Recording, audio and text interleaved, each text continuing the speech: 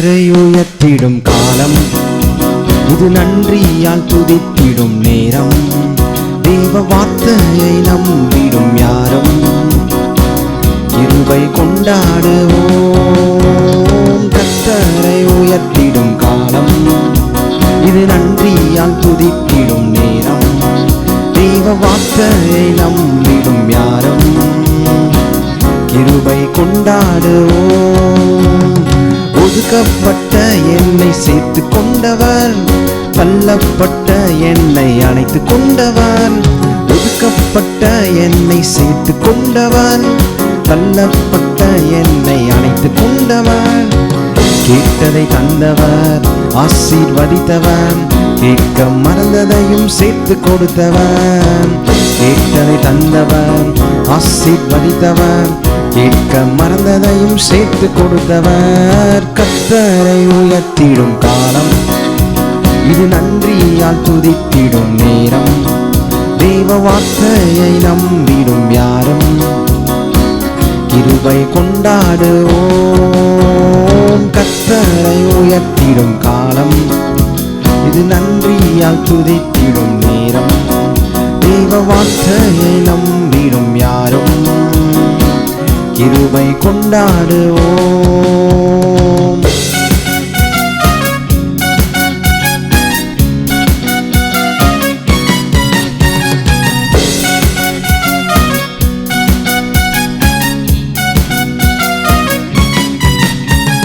பலவீன நேரத்தில் சுமந்து கொண்டீர், தோல்வியின் நேரத்தில் தோள் கொடுத்தீர். பலவீன நேரத்தில் சுமந்து கொண்டீர், தோல்வியின் நேரத்தில் தோள் கொடுத்தீர். இதுவரை காத்தவர் இனியும் காத்திடுவீர் என்ற நிச்சயத்தை எனக்கு தந்தீர். இதுவரை காத்தவர் இனியும் காத்திடுவீர் என்ற நிச்சயத்தை எனக்கு தந்தீர். கர்த்தரை உயர்த்திடும் காலம், இது நன்றியால் துதித்திடும் நேரம்.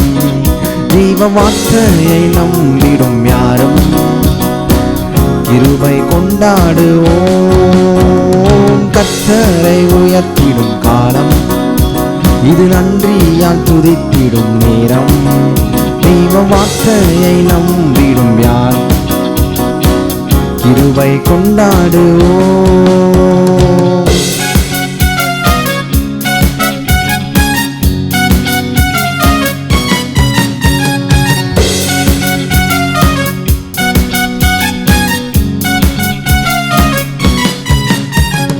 தோல்வி இல்லை எனக்கு, தோய்வும் இல்லை. எவரை கண்டும் எனக்கு பயமும் இல்லை. தோல்வி இல்லை எனக்கு, தோய்வும் இல்லை. எவரை கண்டும் எனக்கு பயமும் இல்லை. அழைத்த ஆண்டவர் என்னோடு இருக்க, ஒருபோதும் அசைக்கப்படுவதில்லை. அழைத்த ஆண்டவர் என்னோடு இருக்க, ஒருபோதும் அசைக்கப்படுவதில்லை. கர்த்தரை உயர்த்திடும் காலம், இது நன்றியால் துதித்திடும் நேரம். தெய்வ வார்த்தையை நம்பிடும் யாரும் கிருபை கொண்டாடுவோம். கர்த்தரை உயர்த்திடும் காலம், இது நன்றியால் துதித்திடும் நேரம். தெய்வ வார்த்தையை நம்பிடும் யாரும் கிருபை கொண்டாடுவோம். ஒடுக்கப்பட்ட என்னை சேர்த்து கொண்டவர், தள்ளப்பட்ட என்னை அணைத்து கொண்டவர்.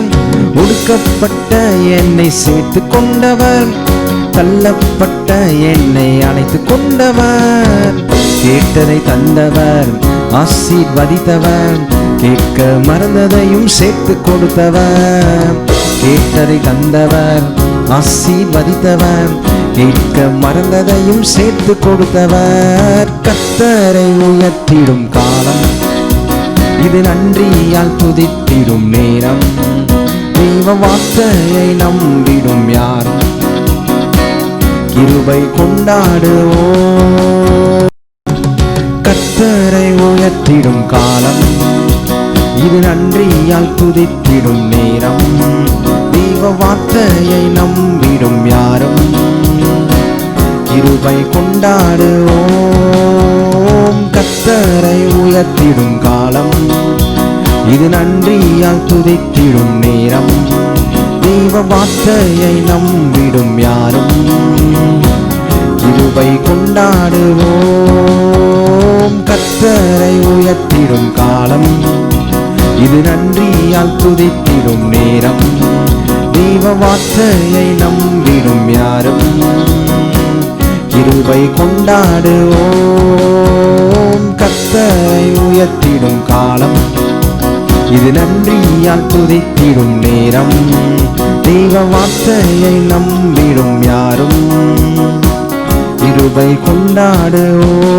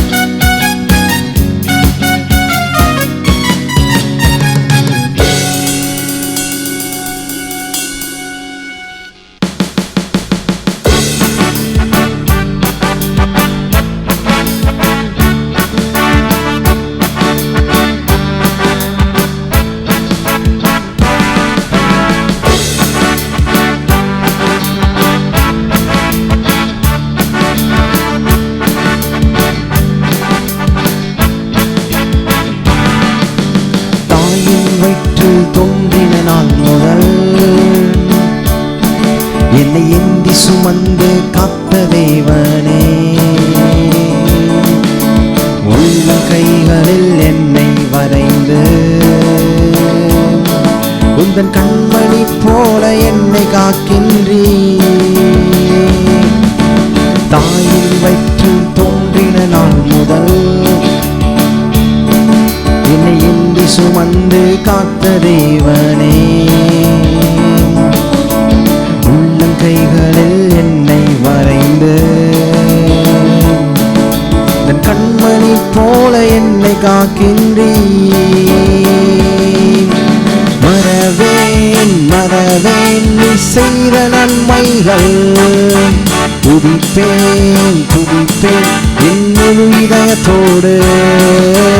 மறவேன் மறவேன் நீ செய்த நன்மைகள், துதிப்பேன் துதிப்பேன் என் முழு இதயத்தோடு. என் கர்த்தர் நல்லவர், மிக மிக நல்லவர், என்னை விசாரிக்கும் நல் தகப்பனவர். என் கர்த்தர் நல்லவர், மிக மிக நல்லவர், என்னை விசாரிக்கும் நல் தகப்பனவர்.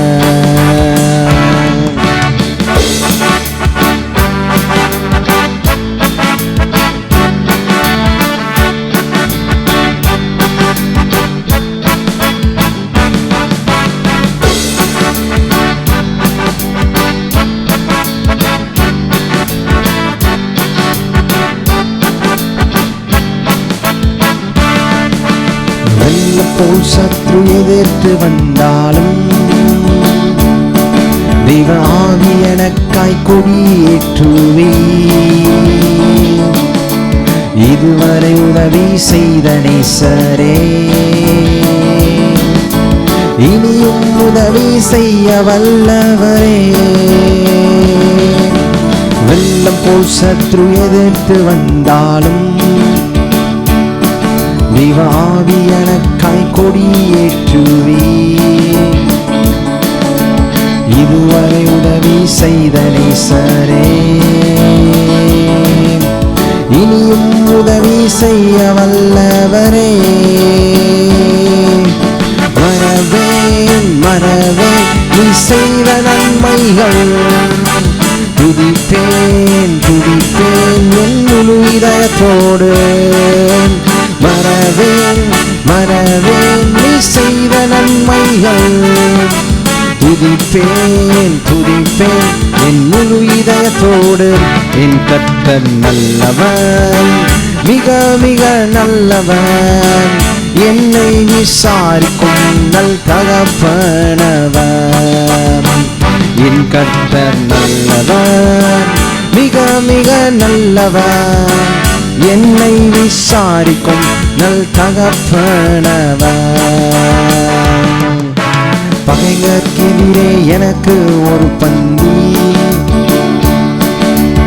ஆயத்தம் செய்த சர்வ வல்லவரே, என்னையால் என்னை அபிஷேகம் செய்து என் பாத்திரம் நிரம்பி வலிய செய்கின்றீர். பகைஞர்க்கெதிரே எனக்கு ஒரு பந்தி ஆயத்தம் செய்த சர்வ வல்லவரே, என்னையால் என்னை அபிஷேகம் செய்து என் பாத்திரம் நிரம்பி வலிய செய்கின்றீர். மறவேன் மறவேன் நீ செய்த நன்மைகள், துதிப்பேன் துதிப்பேன் என் முழு இதயத்தோடு. மறவேன் மறவேன் நீ செய்த நன்மைகள், துதிப்பேன் துதிப்பேன் முழு இதயத்தோடு. என் கர்த்தர் நல்லவர், மிக மிக நல்லவர். என்னை விசாரிக்கும் நல் தகப்பனவர். என் கர்த்தர் நல்லவர், மிக மிக நல்லவர். என்னை விசாரிக்கும் நல் தகப்பனவர். தாயின் வயிற்றில் தோன்றின நாள் முதல் என்னை ஏந்தி சுமந்து காத்த தேவனே, உள்ள கைகளில் என்னை வரைந்து உந்தன் கண்மணி போல என்னை காக்கின்றீர். தாயின் வயிற்றில் தோன்றின நாள் முதல் என்னை ஏந்தி சுமந்து காத்த தேவனே, உள்ளங்கைகளில் என்னை வரைந்து உந்தன் கண்மணி போல என்னை காக்கின்றீர். மறவேன் மறவேன் செய்த நன்மைகள், துதிப்பேன் துதிப்பேன் என் முழு இதயத்தோடு. மறவேன் மறவேன் நீ செய்த நன்மைகள், துதிப்பேன் துதிப்பேன் என் முழு இதயத்தோடு. என் கர்த்தர் நல்லவர், மிக மிக நல்லவர். என்னை விசாரிக்கும் நல் தகப்பனவர். என் கர்த்தர் நல்லவர், மிக மிக நல்லவர். என்னை விசாரிக்கும் நல் தகப்பனவர். என் கர்த்தர் நல்லவர், மிக மிக நல்லவர். என்னை விசாரிக்கும் நல் தகப்பனவர். என் கர்த்தர் நல்லவர், மிக மிக நல்லவர். என்னை விசாரிக்கும் நல் தகப்பனவர்.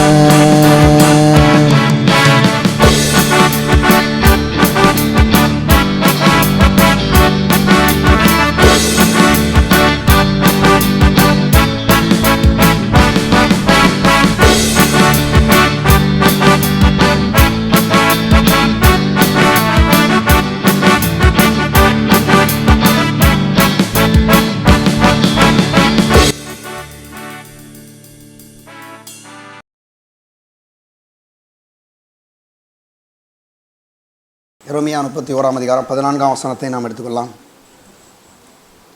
ஆசாரியர்களின் ஆத்துமாவை கொடுமையானவைகளினால் குறிப்பாக்குவேன். என் ஜனங்கள் நான் அளிக்கும் நன்மையினால் திருப்தியாவார்கள் என்று கர்த்தர் சொல்கிறார். ஜெபம் பண்ணலாம். பரலோக பிதாவே, உம்மை ஸ்தோத்திரிக்கிறோம். மனுஷன் அப்பத்தினால் மாத்திரமல்ல, தேவனுடைய வாயிலிருந்து புறப்படுகிற ஒவ்வொரு வார்த்தையினாலும் பிழைப்பான் என்று எழுதியிருக்கிறபடி உடைய வார்த்தை ஆவியானவரை அபிஷேகித்து உடைய பிள்ளைகள் மத்தியில் அனுப்புவீராக. நீர் வாக்குத்தத்தம் பண்ணினவர், நீர் உண்மையுள்ள தேவன் ஆண்டவரே.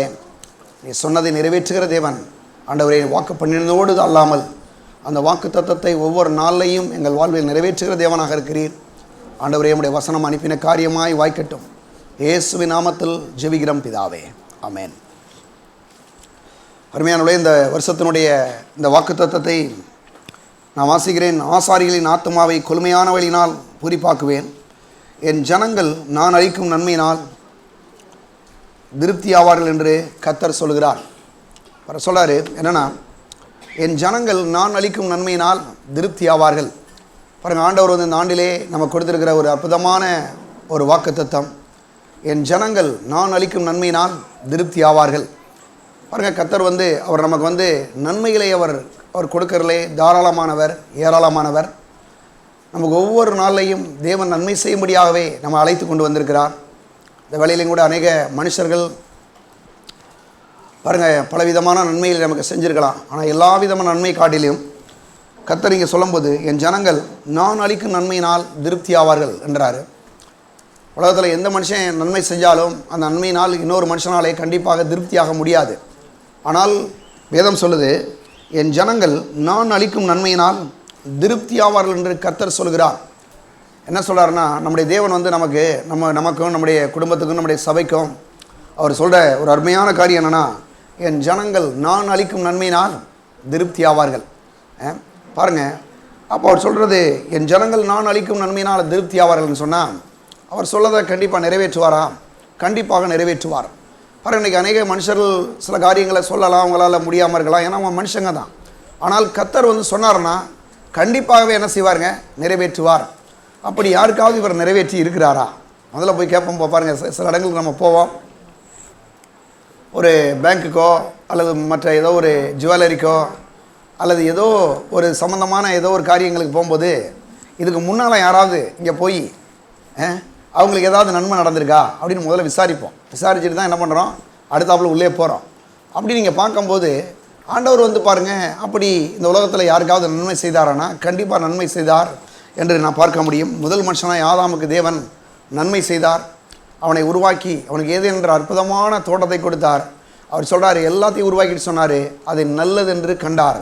கடைசியாக மனுஷனை உருவாக்கிட்டு சொல்கிறார், அது மிகவும் நல்லது என்று கண்டார். பாருங்கள், மனுஷனுக்கு வந்து அவ்வளோ நன்மைகளை தேவன் கொடுத்தார்.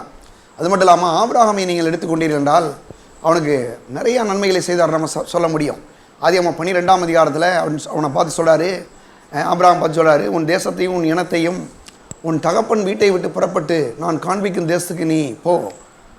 அங்கே உன்னை நான் பெரிய ஜாதியாக்குவேன், உன் பேரை பெருமைப்படுத்துவேன், உனக்குள்ள பூமியில் வம்சங்களெல்லாம் ஆசுரிக்கப்படும், உன்னை ஆசுரிக்கிறவர்களை ஆசுரிப்பேன், உன்னை சபிக்கிறவர்களை சபிப்பேன் என்று சொல்லி பாருங்கள், ஒன்றும் அறியாமல் இருந்த ஒரு சாதாரணமாய் வாழ்ந்து கொண்டிருந்த ஆபிரகாமை அழைத்து கொண்டு வந்து அவனை பெரிய ஜாதியாக்குறாரு. பாருங்கள், 100 வயசில் வந்து அவனுக்கு பிள்ளையை கொடுத்து அங்கே தேவன் வந்து அவனுடைய சந்ததியை பெருசாய் பெருக பண்ணுகிறதை நாம் பார்க்க முடிகிறது. ஆதியாகமம் 12ஆம் அதிகாரத்தில், ஆதியாகமம் 26ஆம் அதிகாரத்துக்கு நீங்கள் வரும்போது அங்கே ஈசாக்கு பாருங்கள் வந்து தேசமெல்லாம் பயங்கரமான பஞ்சத்தில், தேசமே பஞ்சத்தில் இருக்குது. பஞ்சத்தின் மத்தியிலே அவர் சொல்கிறாரு, நான் உன் தகப்பனாய் ஆபிரகாமுடைய தேவன். பாருங்கள், எடுப்போம். அவர் அங்கே ஆதியாகமம் 26ஆம் அதிகாரத்தில் வந்து அவன் கூட பேசுகிறார். ஆண்டவர் என்ன பேசுகிறாருன்றதை கொஞ்சம் நம்ம வாசிச்சா ரொம்ப நல்லா இருக்கும்னு நான் நினைக்கிறேன். ஏன்னா அங்கே சொல்கிறாரு, அங்கே பாருங்கள் வந்து தேசத்தில் பயங்கரமான ஒரு பஞ்சம் அப்படி இருக்குது. இருக்கும்போது அவனுக்கு பாருங்கள் 2ஆம் வசனத்தில் 26:2 கர்த்தர் அவனுக்கு தரிசனமாகி நீ ஈப்துக்கு போகாமல் நான் உனக்கு சொல்லும் தேசத்தில் குடியிரு, இந்த தேசத்தில் வாசம் பண்ணு, நான் உன்னோடு கூட இருந்து உன்னை ஆசீர்வதிப்பேன், நான் உனக்கும் உன் சந்ததிக்கும் இந்த தேசங்கள் யாவையும் தந்து உன் தகப்பனாய் ஆபிரகாமுக்கு நான் இட்ட ஆணையை நிறைவேற்றுவேன். ஆபிரகாம் என் சொல்லுக்கு கீழ்ப்படிந்து என் விதிகளையும் என் கற்பனைகளையும் என் நியாயங்களையும் என் பிரமாணங்களையும் கை கொண்டபடினால் நான் உன் சந்ததி வானத்து நட்சத்திரங்களைப் போல பெருக பண்ணி உன் சந்ததிக்கு இந்த தேசங்கள் யாவையும் தருவேன், உன் சந்ததிக்குள் பூமியில் சகல ஜாதிகளும் ஆசீர்வதிக்கப்படும் என்றார். அடுத்து பாருங்கள் 12ஆம் வசனத்தில், ஈசாக்கு அந்த தேசத்தில் விதைத்தான், கர்த்தர் அவனை ஆசீர்வதித்ததினால் அந்த வருஷத்தில் 100 மடங்கு பலனடைந்தான். அவன் ஐஸ்வர்யவனாகி வர விழுத்தி அடைந்த மகா பெரியவனானான். அவனுக்கு ஆட்டு மந்தையும் மாட்டு மந்தையும் அநேக பணிவிடைக்காரரும் இருந்தபடினால் பெலிஸ்தியர் மேலே பொறாமை கொண்டு பாருங்கள் எப்படி ஆசீர்வதிக்கிறார்னா, அதாவது நன்மை எப்படி கொடுக்குறாருன்னா கொஞ்சம் நன்மை கிடையாது, எப்படின்னா மற்றெல்லாம் பொறாமப்படுற அளவுக்கு நன்மை செய்கிறார் நம்முடைய தேவன். அதனால் அவர் சொல்லும்போது சொல்கிறாரு, நான் அளிக்கும் நன்மையினால் அவர்கள் திருப்தி ஆவார்கள் சொன்னால் நம்மளை திருப்தியாக்குறது மட்டும் இல்லாமல் மற்றவங்களாம் கண்டு பொறாமப்படுற அளவுக்கு தேவன் நம்மளை என்ன செய்கிறாராம், அவர் நமக்கு நன்மை செய்கிற தேவனாக இருக்கிறார். ஆபிரகாமுக்கு செய்தது மட்டுமல்லாமல் ஈசாக்கும் அதே நன்மையை அவர் செய்ததை பார்க்க முடியும். அதுக்கு பிறகு ஆதியாகமம் 28ஆம் அதிகாரத்தில் அங்கே பாருங்க, யாக்கோப்பு அவனுடைய தகப்பனையும் அவனுடைய தாயையும் அவனுடைய சகோதரனையும் விட்டு அவன் போகிறான். அவனுடைய மாமனுடைய வீட்டுக்கு போகிறான். அங்கே போகும்போது ஒரு மாதிரி அவன் ஃபீல் பண்ணுறான். அதாவது கைவிடப்பட்ட ஒரு நிலையிலே அவன் இருக்கிறத பார்க்குறான். ஆனாலும் கர்த்தர் என்ன பண்ணுறாரு, அவனுக்கு நன்மை செய்யும்படி அவனை தேடி வருகிறார். பாருங்கள், இந்த ஆண்டில் கூட ஆண்டவர் எந்த மனுஷர்கள் நமக்கு நன்மை செய்கிறாங்களோ இல்லையோ, ஆனால் கர்த்தர் நமக்கு நன்மை செய்கிற தேவனாகவே இருக்கிறார். ஏன்னா பாருங்கள், சொல்கிறாரு ஆதியாகமம் 28 11ஆம் வசனத்தில், அங்கே அவன் 10ஆம் வசனத்தில் கூட வாசிக்கலாம். யாக்கோபு பேர்சாவை விட்டு புறப்பட்டு ஆரானுக்கு போக பிரயாணம் பண்ணி ஒரு இடத்துல சூரியன் அஸ்தமித்தபடினால் அங்கே ராத்தங்கிய விடத்து கற்களை ஒன்றை எடுத்து தன் தலையின் கீழ் வைத்து அங்கே நித்திரை செய்யும்படி படுத்து கொண்டான். அங்கே அவன் ஒரு சொப்பனம் கண்டான். இதோ ஒரு ஏணி பூமியிலே வைக்கப்பட்டிருந்தது. அதன் நுனி வானத்தை எட்டியிருந்தது. அதிலே தேவதூர்கள் ஏறுவர்களும் இறங்குவர்களுமாய் இருந்தார்கள். அதற்கு மேலாக கர்த்தர் நின்று, நான் உன் தகப்பனாய ஆபிரகாமின் தேவனும் ஈசாக்கின் தேவனும் ஆகிய கர்த்தர், நீ படித்திருக்கிற பூமியை உனக்கும் உன் சந்ததிக்கும் தருவேன். உன் சந்ததி பூமியின் தூளை போல் இருக்கும். நீ மேற்கையும் கிழக்கையும் வடக்கையும் தெற்கையும் பரம்புவாய். உனக்குள்ளும் உன் சந்ததிக்குள்ளும் பூமியில வம்சங்கள்லாம் ஆசீர்வதிக்கப்படும். நான் உன்னோடு இருந்து நீ போகிற இடத்திலெல்லாம் உன்னை காத்து இந்த தேசத்துக்கு உன்னை திரும்ப வர பண்ணுவேன்.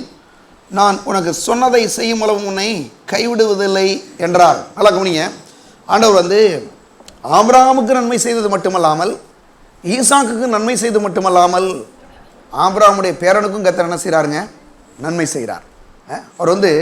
அவர் இதை நீங்கள் பார்க்கும்போது ஆபிரகாமுடைய பேரனுக்கு மட்டுமல்ல, அதுக்கு பிறகு யோசேப்பு இருக்கிறான். யோசேப்புக்கு கர்த்தர் நன்மை செய்கிறாரு. யோசேப்புக்கு பிறகு முழு இஸ்ரவேலர்களுக்கும் அவர் நன்மை செய்கிறத நம்ம பார்க்க முடியும். காரணம் அப்படின்னா, நன்மை செய்கிறது தான் அவருடைய குணாதிசயமே. பாருங்கள், அவருடைய குணாதிசயத்தை நீங்கள் எடுத்துக்கிட்டிங்கன்னா அவர் நன்மை செய்கிற தேவனாகவே இருக்கிறார் என்று வேதம் சொல்கிறது. பாருங்கள், சங்கீதம் 119ஆம் அதிகாரம் 68ஆம் வசனம் எல்லாரும் எடுத்துக்கொள்ளுங்க. சங்கீதம் 168ஆம் அதிகாரம், சங்கீதம் 119ஆம் அதிகாரம் 68ஆம் வசனம். சங்கீதம் 119 68வது வசனத்தை நம்ம எடுத்துக்கலாம். 68ஆம் வசனம் அங்கே சொல்கிறாரு, வாசிக்கிறேன் நான். தேவரீர் நல்லவரும் நன்மை செய்கிறவருமாய் இருக்கிறீர், இந்த பிரமாணங்களை எனக்கு போதியும்.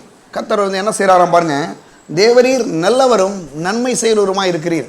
சில மனுஷங்க நல்லவங்களாக இருப்பாங்க, ஆனால் நன்மை செய்கிறது கொஞ்சம் தயங்குவாங்க இல்லையா? ஆனால் இவர் எப்படிப்பட்டவராக இருக்கிறாரு, நல்லவராகவும் இருக்கிறாரு, நன்மை செய்யக்கூடிய தெய்வமாகவும் இருக்கிறார். அதனால தான் பாருங்கள், அவர் என் ஜனங்கள் நான் அளிக்கும் நன்மையினால் திருப்தியாவார்கள் என்று என்ன பண்ணுறாருங்க, அங்கே எரேமியா தீர்க்கதரிசி மூலமாய் அங்கே இஸ்ரவேல் ஜனங்களுக்கு ஒரு பெரிய வாக்குத்தத்தத்தை கொடுத்தார். அந்த வாக்குத்தத்தத்தை தேவன் இன்னைக்கு நமக்கும் கொடுத்து அதை நிறைவேற்றுகிற தேவனாகவே இருக்கிறார். அவர் எப்போதும் நமக்கு நன்மை செய்கிற தேவனாக அவர் இருக்கிறார். பாருங்கள், இதை குறித்து அப்போஸ்தலர் 10ஆம் அதிகாரம் 37ஆம் வசனம் சொல்லுது, நசரேயனாகிய இயேசுவை தேவன் பரிசுத்த ஆவியினாலும் வல்லமையினாலும் அபிஷேகம் பண்ணினார். அவர் நன்மை செய்கிறவராயும் பிசாசின் வல்லமையில் அகப்பட்ட யாவரையும் குணமாக்குறவராயும் சுற்றி திரிந்தார் என்று பார்க்கிறோம். தேவன் பழைய ஏற்பாட்டு காலங்களிலே ஆதாமுக்கு மட்டுமல்லாமல் ஆபிரகாம், ஈசாக்கு, யாக்கோப்பு, யோசேப்பு, முழு இஸ்ரவேலர்களுக்கு மட்டுமல்லாமல் எல்லா மனுஷர்களுக்கும் தேவன் நன்மை செய்தார். பாருங்கள், எங்கேயுமே யாருக்கும் ஆண்டவர் தீமை செய்த நீங்கள் பார்க்கவே முடியாது. எல்லா இடங்களையும் கர்த்தர் நன்மை செய்தார். அந்த நன்மை செய்த தேவன் புதிய ஏற்பாட்டில் வரும்போதும் அவர் எதுக்காக வந்தார்னா, மனுஷனுக்கு நன்மை செய்யும்படியாக வந்தார். வேதம் சொல்லுது, நசரேயனாகிய இயேசுவை தேவன் பரிசுத்த ஆவியினாலும் வல்லமையினாலும் அபிஷேகம் பண்ணினார். தேவன் அவரோடு கூட இருந்தபடினால் அவர் நன்மை செய்கிறவராயும் பிசாசின் வல்லமையில் அகப்பட்ட யாவரையும் குணமாக்குறவராயும் சுற்றி திரிந்தார் என்று. தேவன் நமக்கு எப்பொழுதுமே அவர் நன்மை செய்கிற தேவனாகவே இருக்கிறார். அப்போ நன்மைனா கண்டிப்பாக அவரை தவிர வேறு எங்கேயுமே இருந்து வர்றதுக்கு வழி இல்லை. ஏன்னா அவர் தான் நன்மை செய்கிறவர். ஏன்னா வேதம் சொல்லுது, எடுங்க யாக்கோப்பின் நிருபம், யாக்கோப்பு 1ஆம் அதிகாரம் எடுங்க, 17வது வசனத்தை நம்ம வாசிப்போம். 17வது வசனம், நன்மையான எந்த ஈவும் பூர்ணமான எந்த வரமும் பரத்திலிருந்து உண்டாகி ஜோதியின் பிதாவிடத்திலிருந்து இறங்கி வருகிறது. அவரிடத்தில் யாதொரு மாறுதலும் யாதொரு வேற்றுமை நிழலும் இல்லை. நல்லா கவனிச்சிங்களா? அப்படி என்ன போட்டிருக்குன்னா, நன்மையான எந்த ஈவும், நன்மையான எந்த காரியமாக இருந்தாலும் அது எங்கேருந்து வருது அப்படின்னா, யார்கிட்ட வருதான் பாருங்கள். நன்மையான எந்த ஈவும் பூரணமான எந்த வரமும் பரத்திலிருந்து உண்டாகி ஜோதிகளின் பிதாவிடத்திலிருந்து இறங்கி வருகிறது. பரலோகத்தில் இருந்து தான் இந்த நன்மையே வருதுன்றார் ஆண்டவர். பாருங்க, உண்டாகி ஜோதிகளின் பிதாவிடத்திலிருந்து என்ன செய்ய இறங்கி வருகிறது. எந்த நன்மையாக இருந்தாலும் அருமையான தேவனுடைய பிள்ளைகள், இந்த ஆண்டிலே உங்களுக்கு எந்த ஒரு நன்மையாக இருந்தாலும் அந்த எல்லா நன்மையும் கொடுக்குறவர் யாருன்னா நம்முடைய ஆண்டவர் தான். அது மட்டும் இல்லாமல் நன்மையை மட்டும்தான் அவர் நமக்கு கொடுக்குற தேவனாக இருக்கிறார். ஏன்னா அவர் சொல்றாரு, என் ஜனங்கள் நான் அளிக்கும் நன்மையினால் திருப்தி ஆவார்கள். பாருங்க, எத்தனை மனுஷர்கள் இருந்தாலும் அவர் நம்மளை திருப்தி செய்ய முடியாது. ஆனால் ஆண்டவர் அவருடைய நன்மையினால் நம்மளை என்ன செய்கிறாராம், ஒவ்வொரு நாளையும் திருப்தி செய்கிறார். ஏன்னா திருப்தியாகக்கூடிய அளவுக்கு நன்மை செய்யக்கூடிய ஒரு ஆற்றலும் அபிஷேகமும் இருக்கக்கூடிய ஒரே ஒரு தெய்வம் யாருன்னா அது ஆண்டவராக இயேசு தான். இன்றைக்கி கூட யாராவது நீங்கள் புதுசாக அந்த புதிய ஆண்டில் வந்திருந்தீங்கன்னா, உங்களுடைய வாழ்க்கையில் நன்மைகள் நடக்கணும் வாழ்நாளில் அப்படின்னா ஆண்டவராக இயேசு ஒருவர் தான் உங்களுக்கு நன்மை செய்ய முடியும். எந்த மனுஷனாலையும் நன்மையை செய்ய முடியாது. ஏன்னா எந்த மனுஷனாலையும் செய்யக்கூடிய அளவுக்கு அவங்களுக்கும் ஓரளவு அவங்களால அதை செய்ய முடியாத கண்டிஷனில் இன்றைக்கி மக்கள் இருக்கிறாங்க. பாருங்கள், நன்மை செய்வேன்னு சொல்லுவாங்க, ஆனால் அவங்களால என்ன பண்ண முடியும், அவங்களுக்கு மனுஷனாக இருக்கிறனால சில நேரங்களில் முடியாமல் போயிடுது. ஆனால் கர்த்தர் சொன்னார்னா கண்டிப்பாக என்ன செய்வாருங்க, அவர் செய்வார். எப்படி செய்வார்னா, அவர் அந்த நன்மையான ஈவை கொடுக்கிற தேவன் நம்முடைய ஆண்டவர். அது மட்டும் இல்லாமல் அவருடைய நன்மை எப்படிப்பட்ட இருக்குன்னா, இந்த வருஷம் முழுவதையும் நன்மை செய்கிற தேவனாகவே இருக்கிறார் என்று வேதம் சொல்லுது. சங்கீதம் 65ஆம் அதிகாரம் 11ஆம் வசனத்தை நாம் எடுத்துக்கொள்வோம்.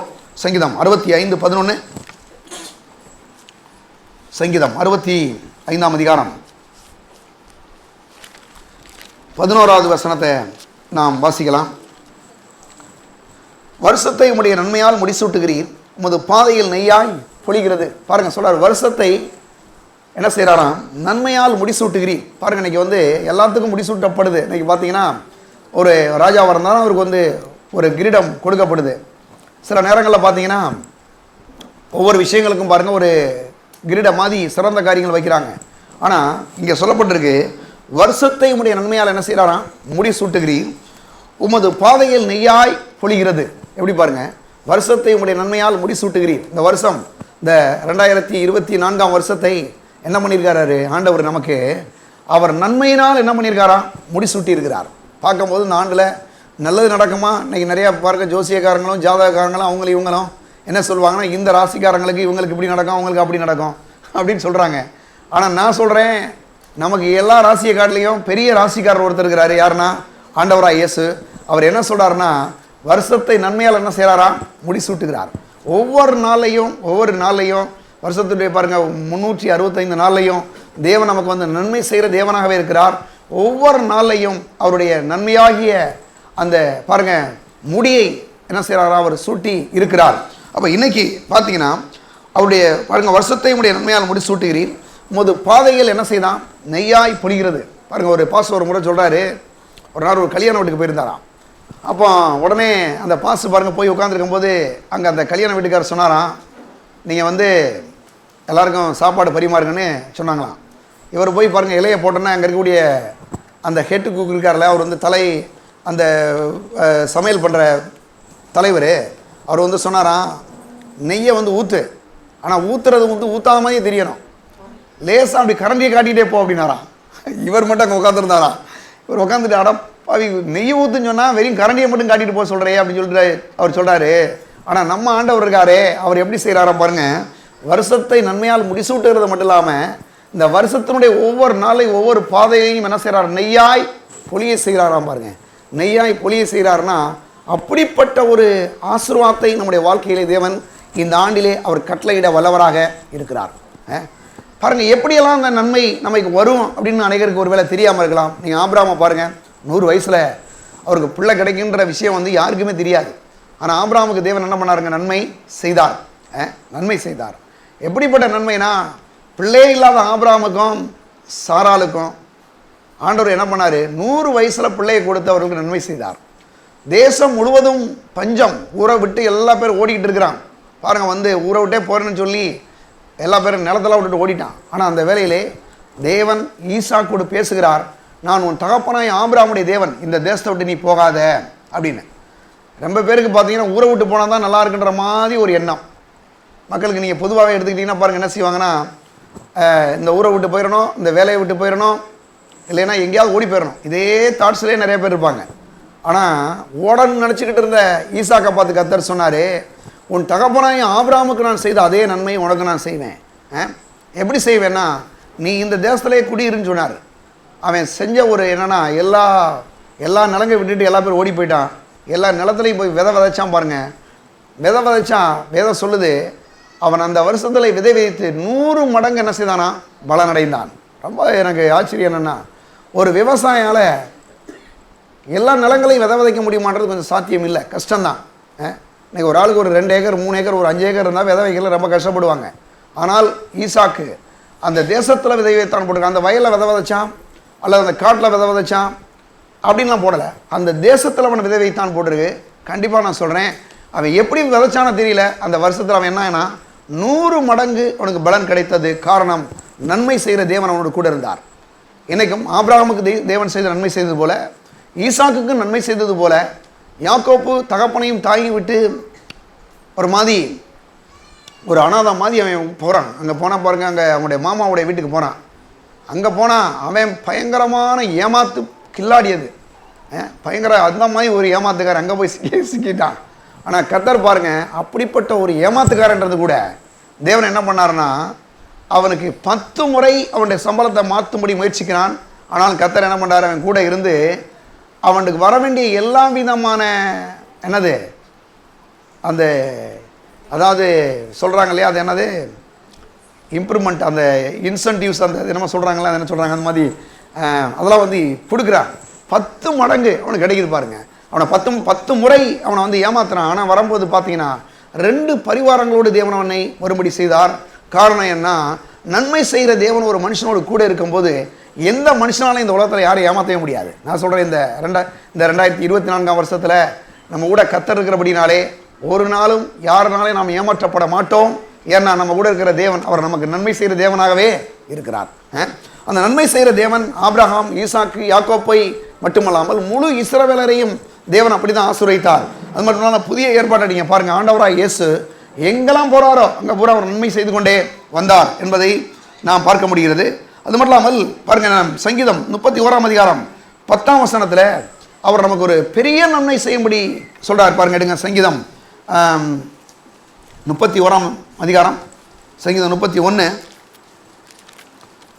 31ஆம் அதிகாரத்தில் 19ஆம் வசனம், உமக்கு பயந்தவர்களுக்கும் மனுபுத்திரருக்கும் முன்பாக உம்மை நம்புறவர்களுக்கும் நீர் உண்டு பண்ணி வைத்திருக்கிற உடைய நன்மை எவ்வளவு பெரிதாக இருக்கிறது சொல்கிறார். பாருங்கள், ரட்சிக்கப்பட்ட ஜனங்களை பார்த்து சொல்கிறாரு, உமக்கு பயந்தவர்களுக்கும் மனுபுத்திரருக்கும் முன்பாக உம்மை நம்புறவர்களுக்கும் நீர் உண்டு பண்ணி வைத்திருக்கிற உம்முடைய நன்மை எவ்வளவு பெரிதாக இருக்கிறது. நல்லா கவனிங்களேன். அதாவது உமக்கு பயந்தவர்களுக்கும் கண்டிப்பாக பாருங்கள், ஆண்டவராக இயேசுவை ஏற்றுக்கொண்ட தேவனுடைய பிள்ளைகள் தான் ஆண்டவர் கண்டிப்பாக பயப்படுகிறவர்களாக என்ன செய்வோம், இருப்போம். சொல்கிறாரு, நமக்கு தான் சொல்கிறாரு, உமக்கு பயந்தவர்களுக்கும் மனுபுத்திரருக்கு முன்பாக உண்மை நம்புகிறவர்களுக்கும்.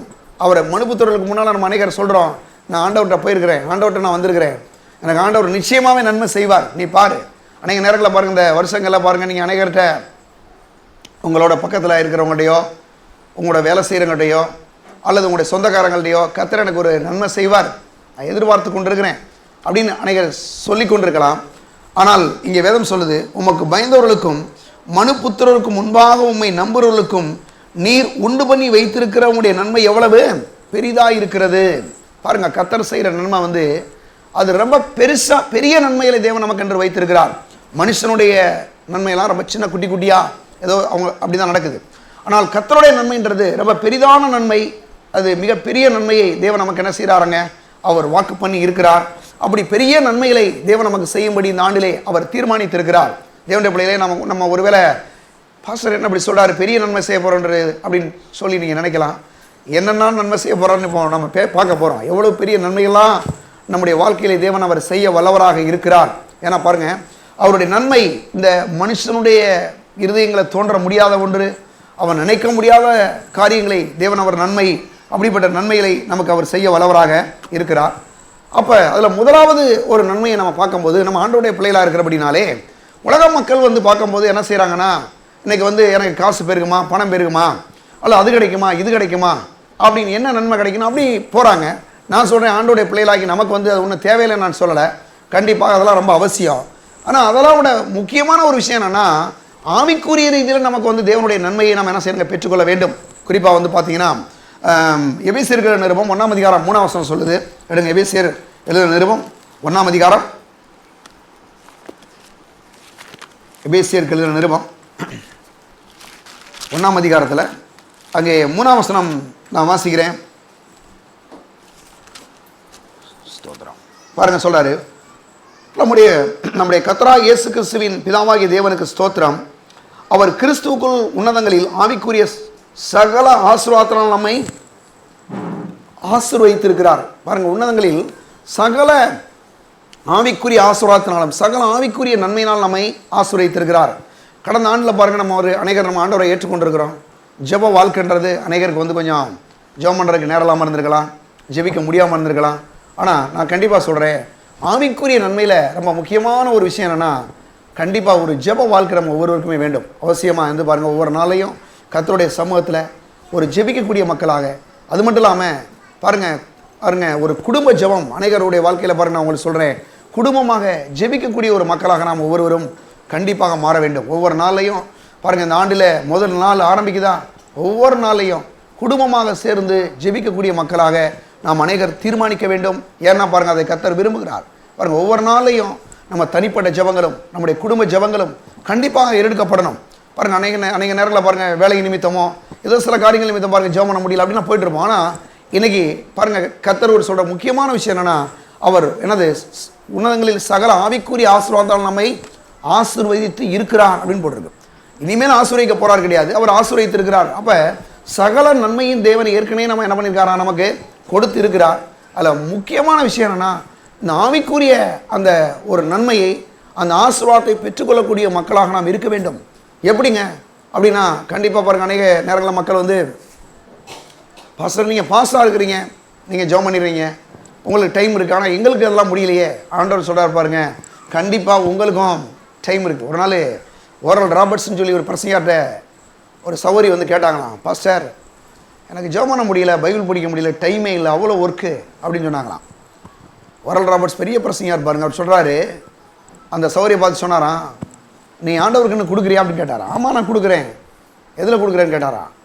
பணத்தெல்லாம் கொடுக்குறேன், ஆண்டவர்கிட்ட கொடுக்குறேன். நான் உன்னுடைய நேரத்தில் நீ கொடுத்துருக்கியா ஆண்டவருக்கு, உன் நேரத்தில் ஆண்டவருக்கு நீ தசமமாக கொடுத்தான்னு கேட்டாராம். அப்படியா, நேரத்துலையும் கொடுக்கணுமான்னு அந்த அம்மா கேட்டாங்களாம்.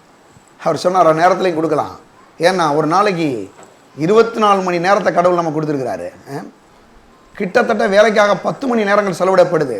போகிறதுக்கு ஒரு மணி நேரம், வரதுக்கு 1 மணி நேரம், வேலை செய்கிறதுக்கு ஒரு இன்னும் சிலர்லாம் பாருங்கள் 12 மணி நேரம் 13 மணி நேரம் கூட வேலை செய்கிறீங்க. ஆனால் நல்லா நீங்கள் ஒன்று கவனிங்க, ஒரு என்னென்னா அவர் சொல்கிறாரு, நீங்கள் நேரத்தில் கூட ஆண்டவருக்கு என்று என்ன பண்ணலாம், கொடுக்கலான்னு. அந்த சௌரி சொன்னாராம், குறைஞ்சபட்சம் ஒரு நாளைக்கு ஒரு 1/2 மணி நேரமாக ஜெபம் பண்ண கற்றுக்கொண்டாராம். அவங்க சொல்கிறாங்க பாருங்கள், என்னைக்கு அவர் அப்படி சொன்ன உடனே நான் கீழ்ப்படிந்து ஜெபிக்க ஆரம்பித்தோனோ அன்னையில் இருந்து டைம் எனக்கு ரொம்ப மிச்சமாச்சு. அநேகருக்கு உங்களுக்கு பாருங்கள் மிச்சம் இல்லை, ஒரு மாதிரி அங்கேயும் ஓடிட்டே இருக்கீங்க, கஷ்டப்பட்டுட்டே இருக்கிறீங்க, போடுற ஐயோ அப்படின்ற மாதிரி. ஆனால் கர்த்தருக்கென்று நீங்கள் நேரத்தை செலவிடும் போது கர்த்தர் உங்களுக்கு எக்ஸ்ட்ரா டைம் கொடுப்பார். நிறையா ஓவர் டைமாக வேலை செய்ய வேண்டியிருக்காது. ஏன்னா ஓவர் டைமாக நல்லா என்ன பண்ணலாம், ஜெபிக்கலாம், நல்லா வேதம் வாசிக்கலாம். பாருங்கள், நல்லா வந்து ஆண்டோடைய சமூகத்தில் வந்து ஜெபிக்கக்கூடியவர்களாய், ஆண்டோடைய சமூகத்தில் வேதத்தில் நேரத்தை செலவிடக்கூடியவர்களாய் நம்ம ஒவ்வொருவரும் இருக்கக்கூடியவர்களாய் பாருங்கள் நம்ம இருக்கணும். ஏன்னா பார்த்தீங்கன்னா நம்ம என்ன நினச்சிடறோம், பார்த்தீங்கன்னா இந்த பொருளாதார ஆசீர்வாதங்கள் அப்படின்னு போயிடும். இதெல்லாம் அவசியம் தான், அதெல்லாம் நம்ம சொல்ல போகிறோம். ஆனால் ஆவிக்குரிய ரீதியில் வந்து நீங்கள் வந்து கர்த்தருடைய சமூகத்தில் நின்று ஜெபித்து ஆண்டுடைய ஒரு நாளைக்கு குறைஞ்சபட்சம் ஒரு அதிகாரத்தையாவது படிக்கும்படி தீர்மானிக்க வேண்டும் தேவனுடைய பிள்ளைகளே. ஏன் அப்படின்னா, நம்ம 1 மணி நேரம் அவர்கிட்ட பேசுகிறோம், அவருக்கு அடுத்து என்ன பண்ணுறோம், அவர் நம்ம கூட என்ன செய்கிறாரு, பேசுகிறாரு. பேசும்போது அவர்கிட்ட நம்ம பேசுகிறோம். சில ஆளுங்க பார்த்தீங்கன்னா இவங்க பேசுவாங்க, எவ்வளோ நேரம் வேணாலும் அவரை பேச விடுறதில்ல. நான் சொல்கிறேன் தேவனுடைய பிள்ளைகளை, நீங்கள் என்ன பண்ணணும்னா, ஒரு தீர்மானத்தை இந்த 2024 ஒரு நல்ல முடிவு எடுக்கணும். என்னென்ன முடிவு எடுக்கணும், தீர்மானத்தை எடுக்கணும். என்னென்ன, ஆண்டவரே ஒவ்வொரு நாளையும் உங்களுடைய சமூகத்தில் நான் ஜெபிக்க போகிறேன், ஒவ்வொரு நாளையும் இந்த வேதத்தில் உட்காந்து என்ன பண்ண போகிறேன், படிக்க போகிறேன், என் கூட நீர் பேசும் ஆண்டவரே, நான் உங்களோட என்ன செய்கிறேன், பேசுகிறேன் என்ற இப்படிப்பட்ட ஒரு நல்ல ஒரு தீர்மானங்களை நாம் எடுக்கக்கூடியவர்களாக இருக்க வேண்டும். காரணம் என்னென்னா, அவர் ஆவிக்குரிய சகல ஆசீர்வாதத்தால் நம்ம என்ன செய்கிறார்னா ஆசீர்வதித்து இருக்கிறார். அப்போ எப்படி நம்ம வந்து மற்ற ஆசீர்வாதங்களை வந்து விரும்பி வாஞ்சித்து எடுத்துக்கொள்கிறோமோ அதே போல தான் ஆவிக்குரிய ஆசீர்வாதத்திலையும் நாம் வந்து பாருங்கள் சில காரியங்கள் நம்ம செய்யும் போது தான் கர்த்தர் என்ன பண்ணார், நமக்கு உதவியை செய்ய முடியும். அப்போ இன்னைக்கு பாருங்கள், நம்ம வந்து ஆவிக்குரிய ஆசீர்வாதத்தினால், ஆவிக்குரிய நன்மையினால் தேவன் நம்ம என்ன பண்ணுறாருங்க, ஆசீர்வதிக்கிறார். அது மட்டும் இல்லாமல் பாருங்கள், யாராவது ரட்சிக்கப்படாமல் ஒருவேளை புதுசாக வந்திருப்பீங்கன்னா நான் சொல்கிறேன் பாருங்கள், ரோமர் கல்லூரி நிறுவனத்தில் அவர் வந்து ஒரு பெரிய நன்மையை கொடுத்திருக்கிறார். என்ன நன்மைனா, அவர் என்னவென்றால் கர்த்தராகிய இயேசு கிறிஸ்துவின் இதயத்திலே விசுவாசித்து உன் வாயினாலே அறிக்கை செய்தால் நீ ரட்சிக்கப்படுவாய், நீதி உண்டாகி இதயத்திலே விசுவாசிக்கப்படும், ரட்சிப்பு உண்டாக வாயினாலே அறிக்கை செய்யப்படும். பாருங்க, வந்து இந்த உலகத்தில் எத்தனை நன்மைகள் இந்த உலகத்தில் இருந்தாலும் ரட்சிப்பு இல்லாத ஒரு வாழ்க்கை வந்து கண்டிப்பாக அது ஒரு நல்ல ஒரு வாழ்க்கையாக இல்லை. இன்றைக்கி கூட பாருங்கள், நான் சொல்கிறேன், யாராவது புதுசாக நீங்கள் வந்திருப்பீங்கன்னா ஆண்டவராக இயேசு உங்கள் வாழ்க்கையிலே நன்மை செய்யும்படியாக அவரை ஆண்டவராக இரட்சகராக நீங்கள் ஏற்றுக்கொள்ளுங்கள். ஏன்னா அவர் வந்து உங்களுடைய வாழ்க்கையிலே ஒவ்வொரு நாளையும் நன்மை செய்யக்கூடிய தேவனாகவே அவர் இருக்கிறார். அப்போ அப்படிப்பட்ட அந்த நன்மை செய்கிற தேவன் வந்து அவர் எப்போதும் எல்லா காரியங்களையும் நமக்கு அவர் நன்மை செய்கிறவராகவே இருக்கிறார். பாருங்கள், இதை குறித்து சங்கீதம் 65ஆம் அதிகாரம் எடுங்க. சங்கீதம் 65ஆம் அதிகாரம் 4ஆம் வசனம். உம்முடைய பிரகாரங்களில் வாசமாயிருக்கும்படி நீர் தெரிந்து கொண்டு சேர்த்துக் கொள்கிறவன் பாக்கியவான். உம்முடைய பரிசுத்த ஆலயமாகிய உமது வீட்டின் நன்மையால் திருப்தியாவோம். பாருங்கள், சர்ச்சுக்கு வந்தால் சர்ச்சில் வந்து கடவுள் வந்து என்ன பண்ணிக்கிறாரோ நன்மை செய்திருக்கிறார். அநேகர் பாருங்கள் என்ன பண்ணுவாங்கன்னா, பாருங்கள், எதுக்குங்க நீங்கள் சர்ச்சுக்கு போகிறீங்க, எதுக்கு இந்த ஞாயிற்றுக்கிழமை ஓடுறீங்க, அங்கே என்னெல்லாம் அவங்க வச்சுருக்கிறாங்க, யாரோ ஒருத்தர் பேசிட்டு நிற்கிறாரு, எல்லாரும் நீங்கள் பாட்டு கவனிச்சுட்டு இருக்கீங்கன்னா அவங்களுக்கு அவ்வளோதான் தெரியுது. ஆனால் வேதம் என்ன சொல்லுதுன்னா, 4ஆம் வசனத்தில் உடைய பிரகாரங்களில் வாசமாயிருக்கும்படி நீர் தெரிந்து கொண்டு சேர்த்துக் கொள்கிறவன் பாக்கியவான். நல்ல கவனிங்க, உடைய பிரகாரங்களில் பாருங்கள், அந்த வசனம் சொல்லுது, உடைய பிரகாரங்களில் வாசமாயிருக்கும்படி நீர் தெரிந்து கொண்டு சேர்த்துக் கொள்கிறவன் பாக்கியவான். நம்மளை கர்த்தர் தெரிந்து கொண்டாராம். இன்னைக்கு நம்ம திடீர்னு இங்கே வந்து உட்காரல. அநேகர் போன வருஷத்தில் வேற எங்கேயா போயிருப்பீங்க புது வருஷத்து அன்னைக்கு. ஆனால் நிறைய பேர் இன்னைக்கு புது வருஷம் இங்கே வந்துருக்கிறீங்க. நீங்கள் போட்ட பிளான் கிடையாது, இது கடவுள் போட்டு உங்களை கொண்டு வந்திருக்கிறாரு, ஆண்டவரே கொண்டு வந்திருக்கிறாரு. அங்கே சொல்கிறார் 4ஆம் வசனத்தில், உடைய பிரகாரங்களில் வாசமாக இருக்கும்படி நீர் தெரிந்து கொண்டு சேர்த்துக் கொள்கிறவன் பாக்கியவான். கர்த்தர் நம்மளை தெரிந்து கொண்டாராம். இன்னைக்கு நேற்று கிடையாதுங்க, நமக்கு நன்மை செய்யும்படியாக உலக தோற்றத்துக்கு முன்பாகவே நம்முடைய தாயின் கற்பத்தில் நம்ம உருவாருக்கு முன்பதாகவே தேவன் நம்மளை நம்மளை என்ன பண்ணார், தெரிந்து கொண்டு நம்மளை சேர்த்து கொண்டிருக்கிறார்.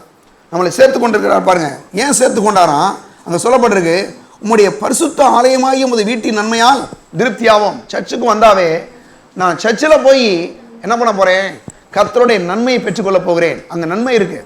ஏன்னா நான் சொல்லலை, தாவீது சொல்கிறான். என்ன சொல்கிறான் பாருங்க, அதாவது பாருங்க, அங்கே அங்கே அங்கே சொல்கிற பார்க்குறோம், உம்முடைய பரிசுத்த ஆலயமாகிய உமது வீட்டின் நன்மையால் திருப்தியாகும். அநேகர் பாருங்கள், ஞாயிற்றுக்கிழமை ஆராதனைக்கு வந்துட்டு போனாவே ஒரு பெரிய திருப்தி. என்ன திருப்தினா, கர்த்தருடைய அந்த ஆசீர்வாதத்தை பாருங்கள். பாட்டு தான் பாடுறோம். அன்றைக்கி ஒரு சில ஆட்கள் காலையில் வந்திருந்தாங்க. பாவம், ரொம்ப ஒரு மாதிரி கிராமத்து மக்கள், யாருக்குமே படிப்பறிவு இல்லை. அவங்க சொன்னாங்க, ஐயா காசு இல்லைங்க ஐயா, சாப்பிட்ற கூட காசு இல்லையா, எங்கே போனாலும் காசு எங்கேயும் கிடைக்க மாட்டேதுயா, ஒரு ஜோம் பண்ணுங்கய்யா எங்களுக்கு அப்படின்னு ஒரு 3 அம்மாமார் வந்திருந்தாங்க. நான் சொன்னேன் பாருங்கள், ஒரு ஜோம் பண்ணி பாருங்கள். அங்கேருந்து ஒரு ஃபோன் வருது. அந்த அம்மா சொல்லுது, சாப்பிட்ற கூட காசு இல்லாமல் இருந்தையா, ஒரு ஆள் கூப்பிட்டு சாயங்காலம் எனக்கு பணம் கொடுக்குறேன்னு சொல்லியிருக்காரு, எங்களை எல்லாம் கூப்பிட்டு வர சொல்லியிருக்காருந்துச்சு. ஆச்சரியமாக இருந்தது எனக்கு. பாருங்கள், கடவுள் பாருங்கள், ஒரு சாதாரணமான மக்களுங்க. அந்த மக்கள் பாவம், ஒரு படிப்பு இல்லை, அவங்களுக்கு ஒன்றும் இல்லை, அவங்களுக்கு ஒன்றும் நான் ஒன்றும் பெருசாக செய்யலை. அவங்க சொல்கிறாங்க, சாப்பிட கூட ரொம்ப கஷ்டமாக இருக்குயா, வேலைன்னா வேலை கிடைக்க மாட்டுது, நல்ல யார்கிட்டயா காசு கேட்டால் தரமாட்டுறாங்க, புலமிச்சு அந்த அம்மா. அந்த அம்மாவுக்கு சும்மா ஒரு ஜோம் பண்ணேன் பாருங்கள், ஆண்டவரே இந்த அம்மாவுக்கு உடைய பணத்தை சந்திங்க ஆண்டவரே. நான் ஒன்றும் பெருசாலாம் டைம் எடுக்கல, சும்மா ஒரு வார்த்தை அவ்வளோதான். போய் அந்த அம்மா சொல்லுது, எப்படின்னு தெரிலங்கய்யா, எங்களை வர சொல்லியிருக்கிறாங்க, நாங்கள் 3 பேர் போகிறோம், எங்களுக்கு பணம் கிடச்சிருங்கய்யா, நாங்கள் போகிறோம். ஆச்சரியமாக இருந்தது. கடவுள் பாருங்கள், சபைக்கு ஒரு மனுஷன் வந்துட்டு போனாமே அவங்களுடைய என்ன தேவையோ தேவன் அறிந்திருக்கிறார். இன்னும் நான் உங்களுக்கு சொல்கிறேன், தேவனுடைய பிள்ளைகளே, நீங்கள் இந்த ஆலயத்துக்கு வர்றதுக்கு முன்னாலேயே உங்களுக்கு என்ன தேவைன்ற அவருக்கு தெரியும். உள்ளே என்ட்ராகிறதுக்கு முன்னாலேயே நீங்கள் வந்து ஆண்டவர்கிட்ட சொல்கிறது மட்டும் இல்லாமல் என்கிட்ட சொல்லி ஜெபம் பண்ணுறதை விட உங்கள் வீட்டிலேருந்து நீங்கள் கிளம்பும் போதே உங்களுக்கு என்ன தேவைன்ற அவருக்கு தெரியும். உங்களுக்கு என்ன தேவை, உங்களுக்கு என்ன கொடுக்கணும், எல்லாத்தையுமே அவர் அறிந்து வைத்திருக்கிறார். வேதம் சொல்லுது, அங்கே பாருங்கள் சொல்லப்படுது, உம்முடைய பரிசுத்த ஆலயமாய் இந்த வீட்டின் நன்மையால் திருப்தியாகும்.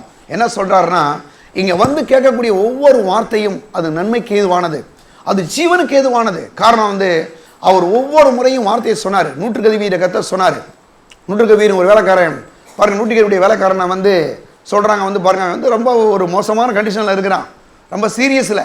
அங்கே இருக்கக்கூடிய ஆட்களாக வந்து சொல்கிறாங்க, என்ன சொல்கிறாங்கன்னா, அவனுடைய வேலைக்காரன் வந்து மரண தருவாயில் இருக்கிறான்னு. ஆண்டவர் பாருங்கள், நான் வரேன்னு சொல்கிறாரு. அந்த 100 சொல்கிறான், ஆண்டவரே நீ வர வேணாம், நீர் ஒரு வார்த்தை மாத்திரம் சொல்லும், என் வேலைக்காரன் என்ன செய்வான், சொஸ்தமாவான், அவ்வளோதான். இவர் சொன்னாரு, உன் விசுவாசத்தின்படி உனக்கு ஆக்கக்கூடாது போன்ட்டார். போனா பாருங்க, இவர் இங்க இருந்து சொல்றாரு, அவன் வீடு எங்கே இருக்கு, அங்க அவன் என்ன ஆயிட்டான், சோமாயிட்டான். பாருங்க, கர்த்தருடைய வார்த்தையை வந்து எங்கே இருக்கக்கூடிய இடத்துக்கு வேலை செய்யும்னா, நான் கேட்கிற தேவனுடைய பிள்ளையிலே, அவருடைய வார்த்தை நமக்கு நன்மை செய்யக்கூடிய வார்த்தை. அந்த வார்த்தையை ஒவ்வொரு வாரங்களையும் ஒவ்வொரு நாளையும் ஆலயத்தில் வந்து நம்ம கேட்கும் போது அவர் சொல்றாரு, உம்முடைய பரிசுத்த ஆலயமே உமது வீட்டின் நன்மையால் நம்மை அவர் திருப்தியாக்குறார். அந்த வார்த்தையை கேட்கும் போதே நமக்குள்ள ஒரு பெரிய திருப்தி ஏற்படுகிறது. ஒரு பெரிய திருப்தி. என்ன திருப்தினா, இந்த உலகத்தில் எத்தனையோ சில பிரச்சனைகள் சில காரியங்கள்லாம் வருது, அவைகளை ஜெயிக்கக்கூடிய ஒரே ஒரு பெரிய ஆயுதம் எதுன்னு சொன்னா தேவனுடைய வார்த்தை தான். அந்த வார்த்தை எங்கே கிடைக்குது அப்படின்னா வேதத்தெல்லாம் கிடைக்குது. பாருங்க, நியூஸ் பேப்பர் பாருங்க, நிறையா விதவிதமான நியூஸ் பேப்பர் வருது, விதவிதமான சேனல் இருக்குது. ஆனால் எல்லாத்துலையும் சொல்கிறாங்க, நான் சொல்கிறேன் அருமையானவளே, இந்த வேத புத்தகத்தில் கடவுள் எத்தனையோ முறைகள் நான் அதை திருப்பி திருப்பி படிச்சுட்டு தான் இருக்கிறேன். முழு வேதாகமத்தையும் படிச்சுட்டு நான் யோசிப்பேன், இதை நல்லா ஞாபகம் வச்சுக்கணும்னு நினைப்பேன்.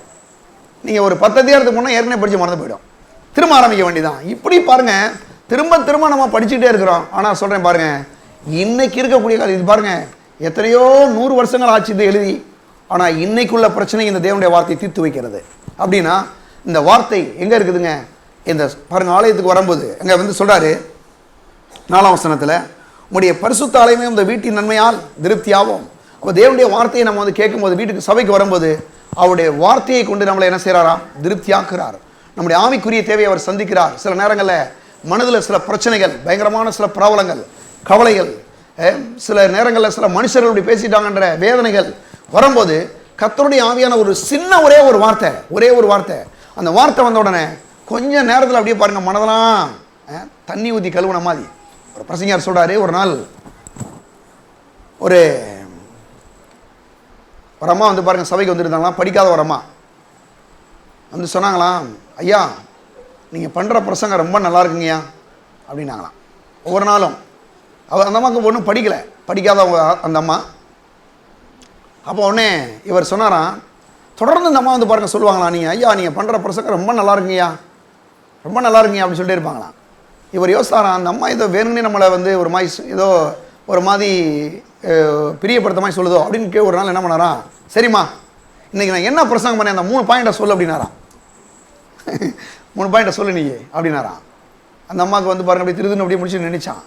நான் சொன்ன 3 பாயிண்டே உனக்கு புரியல, அப்புறம் நல்லா இருக்குன்னு சொல்கிறேன், எப்படி சொல்கிற அப்படின்னு சொல்லிச்சான். அந்த அம்மா சொல்லுது, அந்த அம்மா பாருங்கள் அமெரிக்காவில் வந்து இந்த வாஷிங் மிஷின்லாம் வராத அந்த காலத்தில் வாழ்ந்த ஒரு அம்மா.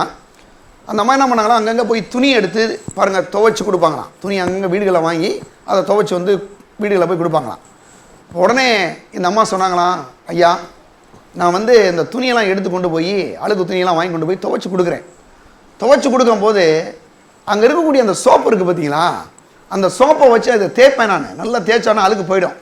அழுக்கு போனோன்னா நல்லா காய வச்சு உங்களுக்கு அயன் பண்ணி போய் வீட்டில் கொடுத்துருவேன். ஆனால் அந்த சோப்பு போடுறது விஷயம் தெரியும், அழுக்கு போடுறதுலாம் தெரியும், அதில் என்ன கெமிக்கல் சேர்த்துருக்கான்னு எனக்கு தெரியாது. ஆனால் தேய்ச்சா போகணும்னு மட்டும் தெரியும். தேய்ச்சா போகும்னு தெரியும், அதில் என்ன கெமிக்கல் இருக்குது, அது எப்படி போகுன்ற எனக்கு விஷயம் தெரியாது.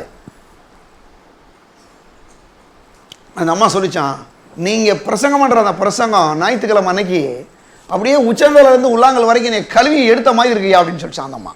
புரியல, எனக்கு என்ன பாயிண்ட் சொல்கிறீங்க தெரியல, ஆனால் கண்டிப்பாக நீங்கள் பண்ணுற பிரசங்கம் என் வாழ்க்கையில் இருக்கக்கூடிய அந்த அழுக்குகளையும் அந்த கவலைகளையும் அந்த பாரத்தையும் அப்படியே கழுவி எடுத்துருது. காரணம்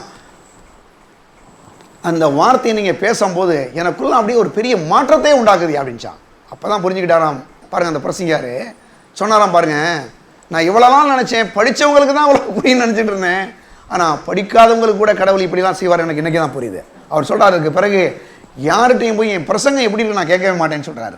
காரணம் ஏன்னா பிரசங்கம் வந்து நாங்கள் எப்படி இருக்குன்றது நீங்கள் எனக்கு மார்க் போடலை. அப்படி இல்லை, எப்படி பிரசங்கம் இருக்குது இன்றைக்கி உங்கள் சபைக்கு நீங்கள் போனீங்கன்னா எப்படி பிரசங்கம் பண்ணார் பாஸ்டர், அப்படி இல்லை. உங்கள் வாழ்க்கையில் இந்த வசனம் நிச்சயமாக 2024 நிறைவேறும் என்று நான் விசுவாசிக்கிறேன், நீங்கள் விசுவாசிங்க. நான் சொல்கிறேங்க, ஒவ்வொரு வருஷங்களையும் நான் பிரசங்கிக்கும் போது அந்த வார்த்தை மட்டும்தான் சொல்கிறேன், வேற ஒன்றும் பெருசாக நான் ஒன்றும் சொல்கிறல. ஆனால் அந்த வார்த்தையை கர்த்தர் அப்படியே நிறைவேற்றுகிறார். காரணம் அந்த வார்த்தையை சொன்னாலும் ரொம்ப பெரியவர். வார்த்தையை சொன்னவர் எங்கே யார்? பெரியவர். அவர் சொன்னார், என் ஜனங்கள் 4 நாளைக்கு நன்மையினால் என்ன செய்வார்கள்? திருப்தியாவார்னு அவர் சொன்னார்னா, அவர் எப்படியெல்லாம் உங்களை திருப்தியாக்க போகிறார்ன்ற எனக்கு தெரியாது, ஆனால் கண்டிப்பாக உங்களை திருப்தியாக்குவார். உங்களுடைய தேவைகள் என்னவா வேணாலும் இருக்கலாம், கண்டிப்பாக நீங்கள் திருப்தியான ஒரு வாழ்க்கையை தேவன் உங்களுக்கு நிச்சயமாகவே கட்டளையிடுவார். சரி, பாருங்க, அங்கே அப்படிப்பட்ட ஒரு நன்மையை பாருங்க வந்து ஆலயத்தில் வரும்போது தேவன் நமக்கு செய்கிறார் என்பதை பார்க்க முடிகிறது. அது மட்டும் இல்லாமல் நம்முடைய பாருங்க சில நேரங்களில் வந்து நம்முடைய மனதில் பாருங்க மன ரீதியாக சிலருக்கு பாருங்க சரீரத்தில் மட்டும் இல்லாமல் பாருங்க சில நேரங்களில் பாருங்க மனது ரொம்ப இம்பார்ட்டன்ட். பாருங்க எடுங்க சங்கீதம் 103 அதிகாரத்துக்கு நம்ம எடுப்போம். சங்கீதம் 103 அதிகாரத்தை எடுங்க. 3 வசனத்தில் இருந்து, அவர் உன் அக்கிரமங்களை எல்லாம் மன்னித்து உன் நோய்களை எல்லாம் குணமாக்கி உன் பிராண அழிவுக்கு விலக்கி மீட்டு உன்னை கிருபையினாலும் இரக்கங்களாலும் முடிசூட்டி நன்மையினால் உன் வாயை திருப்தியாக்குகிறார்.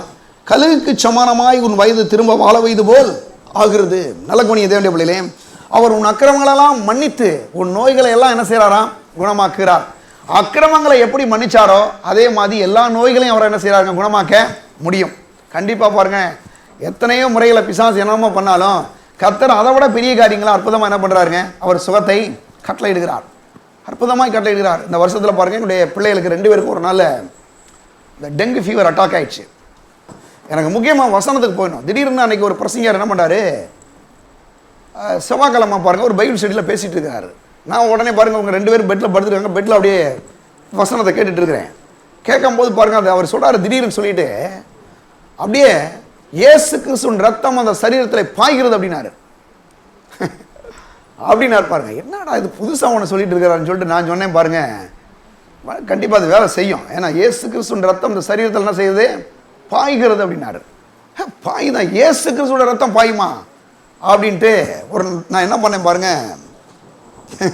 2 பேர் தலையும் கையை வச்சோன்னே இயேசு கிறிஸ்துவின் ரத்தம் உடைய சரீரத்தில் பாய்கிறது அப்படின்னு பாருங்க, உடனே அப்ளை பண்ணேன். பாருங்க, மறுநாள் அவர் கூட கூப்பிட்டு ஃபோனில் பேசினேன். அவர் சொல்கிறார், பாருங்க அண்ணா என்ன பாய்கிறதுன்னு பேசுறீங்களா, அது என்ன அப்படின்னு கேட்டேன். ஆமாப்பா, திடீர்னு நான் பாட்டு பேசிட்டு இருக்கும்போது பாய்கிறதுன்னு சொல்லிட்டேன்டார் அவர் சொன்னார். பாருங்க, ஒருவேளை உனக்காகவே பேசிட்டு போனோம் அப்படின்னாரு அவர் சீனியர். பாருங்க, ஏன்னா இதுக்கு எனக்கு ஒரு சந்தேகம் ஆயிடுச்சு. பாருங்க, திடீர்னு என்ன அப்படி பாய்கிறதுன்னு பேசிட்டு இருக்காரு அப்படின்ட்டு அவர் சொன்னார், நான் அப்படி பேசணும்னு நினைக்கவே இல்லை. டக்குன்னு நானே யோசித்தேன், இயேசுன்ற ரத்தம் சரீரத்தில் பாய்கிறதுன்னு பேசிட்டு ஒரு நேரம் செகண்ட் நின்னேன். நான் என்ன அப்படி சொல்லிட்டேமே அப்படின்னு யோசித்தேன். ஆனால் கடவுள் உனக்காகவே பேசியிருப்பார் போலையே. பாருங்க, நம்முடைய தேவன் வந்து அவர் எங்கே இருக்காருங்க? 200 கிலோமீட்டருக்கு அங்கே இருக்காரு, நான் இங்கே இருக்கேன். அவருக்கு இந்த ப்ராப்ளமே தெரியாது. ஆனால் அந்த வசனம் வந்து பாருங்க எங்கேருந்து எப்படி வேலை செய்து பாருங்க, அவ்வளோ அற்புதமாக வேலை செய்யுது. அதனால தான் தேவனுடைய பிள்ளையை நான் சொல்கிறேன். ஏன்னா பாருங்க, என்ன ஒரு காரியத்தை எடுத்துக்கணும்னா, தேவனுடைய வசனம் வந்து அது ஜீவன் உள்ளது. அந்த வசனம் வந்து எத்தனை கிலோமீட்டரில் இருந்தாலும் கண்டிப்பாக வேலை செய்யும், கண்டிப்பாக வேலை செய்யும். நான் எனக்கு இதை பற்றி ரொம்ப தெரியும். என்னுடைய மனைவி வந்து பாருங்கள், என்னுடைய முதல் மகனை அவள் கர்ப்பவதியாக இருக்கும்போது பிள்ளை பேர் அந்த டைம் பாருங்கள், அப்போ தான் முதல் முறையாக பாஸ்டர் சாம் சோளத்தில் வந்து டிவியில் பேசுகிறாரு 98ஆம் வருஷங்களில். அப்போ முதல் முறையாக பாருங்கள் ஒரு சின்ன ஒரு இந்த டிவியில் பேசிகிட்டு இருக்கிறாரு. வாரத்துக்கு ஒரே ஒரு முறை தான். இப்போ நிறைய சேனலில் பேசுகிறாரு. அவள் பாருங்கள், அவங்க சொன்னாங்களாம் குழந்தை வந்து அப்படி ஆயிரும் அப்படின்னு ஒரே குழப்பம். அவள் பயந்து போய் என்கிட்ட பேசிட்டு இருந்தா. அன்னைக்கு பாருங்கள் அவர் பேசினாராம், என் ஜனங்கள் ஒருபோதும் வெட்கப்பட்டு போவதில்லை. 98ஆம் வருஷத்தில் பேசின வசனத்தை என் மனைவியாட்ட சொல்லி இன்னும் ஞாபகம் இருக்கு பாருங்க. அந்த வசனம் அப்படியே பிரிண்ட் ஆயிடுச்சு எனக்கு உள்ள. என் ஜனங்கள் ஒருபோதும் வெட்கப்பட்டு போவதில்லை. நான் சொன்னேன், இதை சொல்லிக்கிட்டே இருந்தீங்க, என் ஜனங்கள் ஒருபோதும் வெட்கப்பட்டு போவதில்லை. அவ்வளோதான் சொல்லிக்கிட்டே இருந்தால் பாருங்க, கடவுள் அற்புதமாக என்ன செய்தார்? ஒரு பிரச்சனை இல்லாதபடி குழந்தை பிறந்துருச்சு, நல்லா இருக்குது இல்லையா? நான் சொல்கிறேன், தேவனுடைய பிள்ளைகளே நான் சொல்கிறேன், தேவனுடைய வசனத்துக்குள்ளே ஜீவன் இருக்கிறது. இந்த ஜீவனுள்ள வசனம் உங்கள் வாழ்க்கையை கண்டிப்பாக நன்மை செய்யும். தேவனுடைய வார்த்தையை பிரசங்கிக்கிறாங்களா, கண்டிப்பாக அந்த வசனம் உங்கள் வாழ்க்கையில் நிறைவேறி ஆகும். வேதம் சொல்லுது, என் ஜனங்கள் நான் அளிக்கும் நன்மையினால் திருப்தி ஆவார்கள். ஏன்னா அந்த வசனத்துக்குள்ள அவ்வளோ பெரிய ஒரு ஜீவன் இருக்கு. இது 2024ஆம் வருஷத்தில் ஒவ்வொரு நாளையும் இந்த தேவனுடைய வசனம் நம்முடைய வாழ்க்கையில கிரியை செய்யும். பாருங்க, அது செய்யும் பாருங்க. அப்போ அந்த வசனம் அங்கே சொல்லுது என்ன பாருங்க, அவர் உன் அக்கிரமங்களெல்லாம் மன்னித்து உன் நோய்களை எல்லாம் குணமாக்கி என்ன சொல்றாரு, உன் அக்கிரமத்தை எல்லாத்தையும் மன்னிச்சுட்டாரு. உன் அக்கிரத்தை எல்லாம் எப்படி மன்னிச்சாரோ அதே போல உன் நோய்களை எல்லாத்தையும் அவர் என்ன பண்ண முடியும்? சுகமாக்க முடியும்.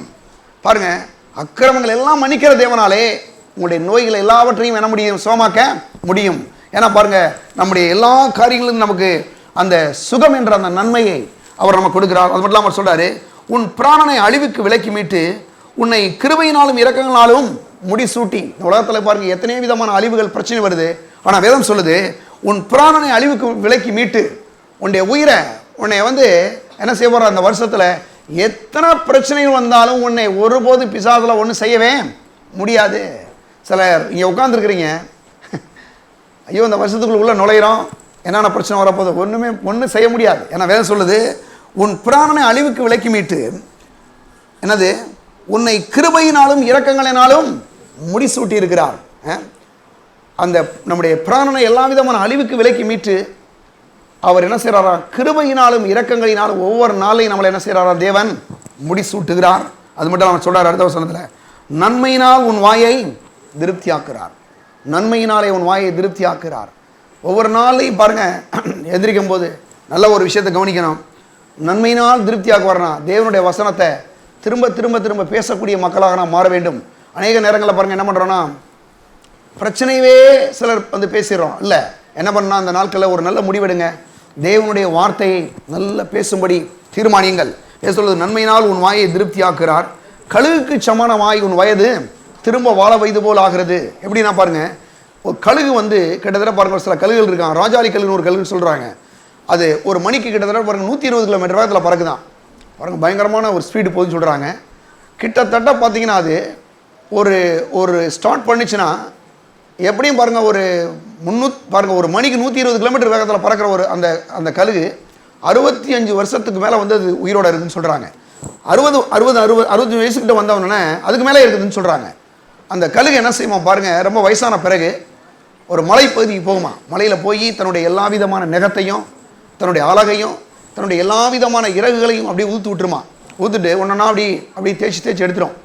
கடைசி பாருங்க அப்படியே ஒரு மாதிரி அப்படியே மொட்டையா அப்படியே அந்த அந்த அந்த அந்த வெயிலில் வந்து அந்த பாறை மேலே உட்காந்துருமா பாருங்க. 40 நாள் உட்காந்துருன்னு சொல்கிறாங்க. 40 நாள். இந்த 40 நாளில் ஒவ்வொரு நாளையும் அந்த வெயில் படப்பட அப்படியே அந்த கழுகுடைய ஒவ்வொரு பகுதியிலையும் பாருங்கள் அந்த முடிகளும் புது நகமும் என்னது புதுவிதமான அழகும் அப்படியே புதுவிதமான இறகுகள் அப்படியே முளைக்குமா பாருங்க.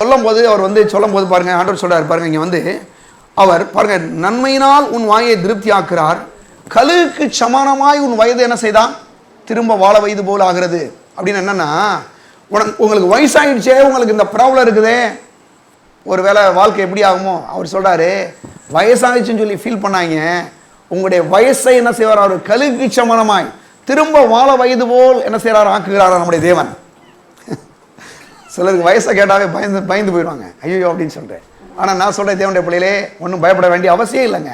அவர் சொல்கிறார் தேவ ஜனங்களுக்கு என்னென்னா, கழுகுக்கு சமானமாக உன் வயது திரும்ப வாழ வயது போல் ஆகிறது. அவர் சொல்கிறாரு, நன்மையினால் அவர் உன் வாயை திருப்தி ஆக்குறார், கழுகுக்கு சமானமாக உன் வயது திரும்ப வாழ வயது போல் ஆகிறது. வயது அது வந்து என்ன பண்ணுறதான், வாழ வயது போல் ஆகிறதான் பாருங்க, திரும்ப வாழ வயது போல் என்ன செய்தான் ஆகிறது. அதுக்கு பாருங்க அவர் சொல்லும் போது ஒரு ஏதோ ஈசல் மாதிரி உன் வயசு இருக்குன்னு சொல்ல பாருங்க. ஈசல்னு ஒன்று கேள்விப்பட்டிருக்கீங்களா? ஈசல் வந்து அன்னைக்கே பிறந்து அன்னைக்கு செத்து போயிடும். ஒரு குழியிலேருந்து வரும் பாருங்க, இப்படி வரும், அன்னைக்கே பிறந்து அன்னைக்கு காலி ஆகிடும். அன்னைக்கு அதுக்கு ஒரே ஒரு நாள் தான் உயிர் இருக்கு. ஆனால் கர்த்தர் சொல்லியிருக்கிறார் பாருங்க, என்னன்னா கழுகுக்கு சமானமாக வயது திரும்ப வாழ வயது போல் ஆகிறது. பாருங்க, தேவன் வந்து அப்படிப்பட்ட ஒரு பெரிய நன்மையை தேவன் நமக்கு கொடுக்கிறார். அவர் சொல்றாரு, நன்மையினால் உன் வாயை திருப்தி ஆக்குறார், கழுகுக்கு சமானமாய் உன் வயது திரும்ப வாழ வயது போல் ஆகிறது. அப்போ நம்முடைய பாருங்க ஒரு நன்மைகளில் பாருங்க வந்து ஒரு முக்கியமான விஷயம் என்னன்னா, அவர் நம்முடைய பாவத்தை மன்னிக்கிறாரு, நம்முடைய நோய்கள் எல்லாவற்றையும் குணமாக்கி இருக்கிறாரு, நம்முடைய ஆயுசு நாட்களை என்ன செய்கிறார், அவரே பெருகச் செய்கிறார்.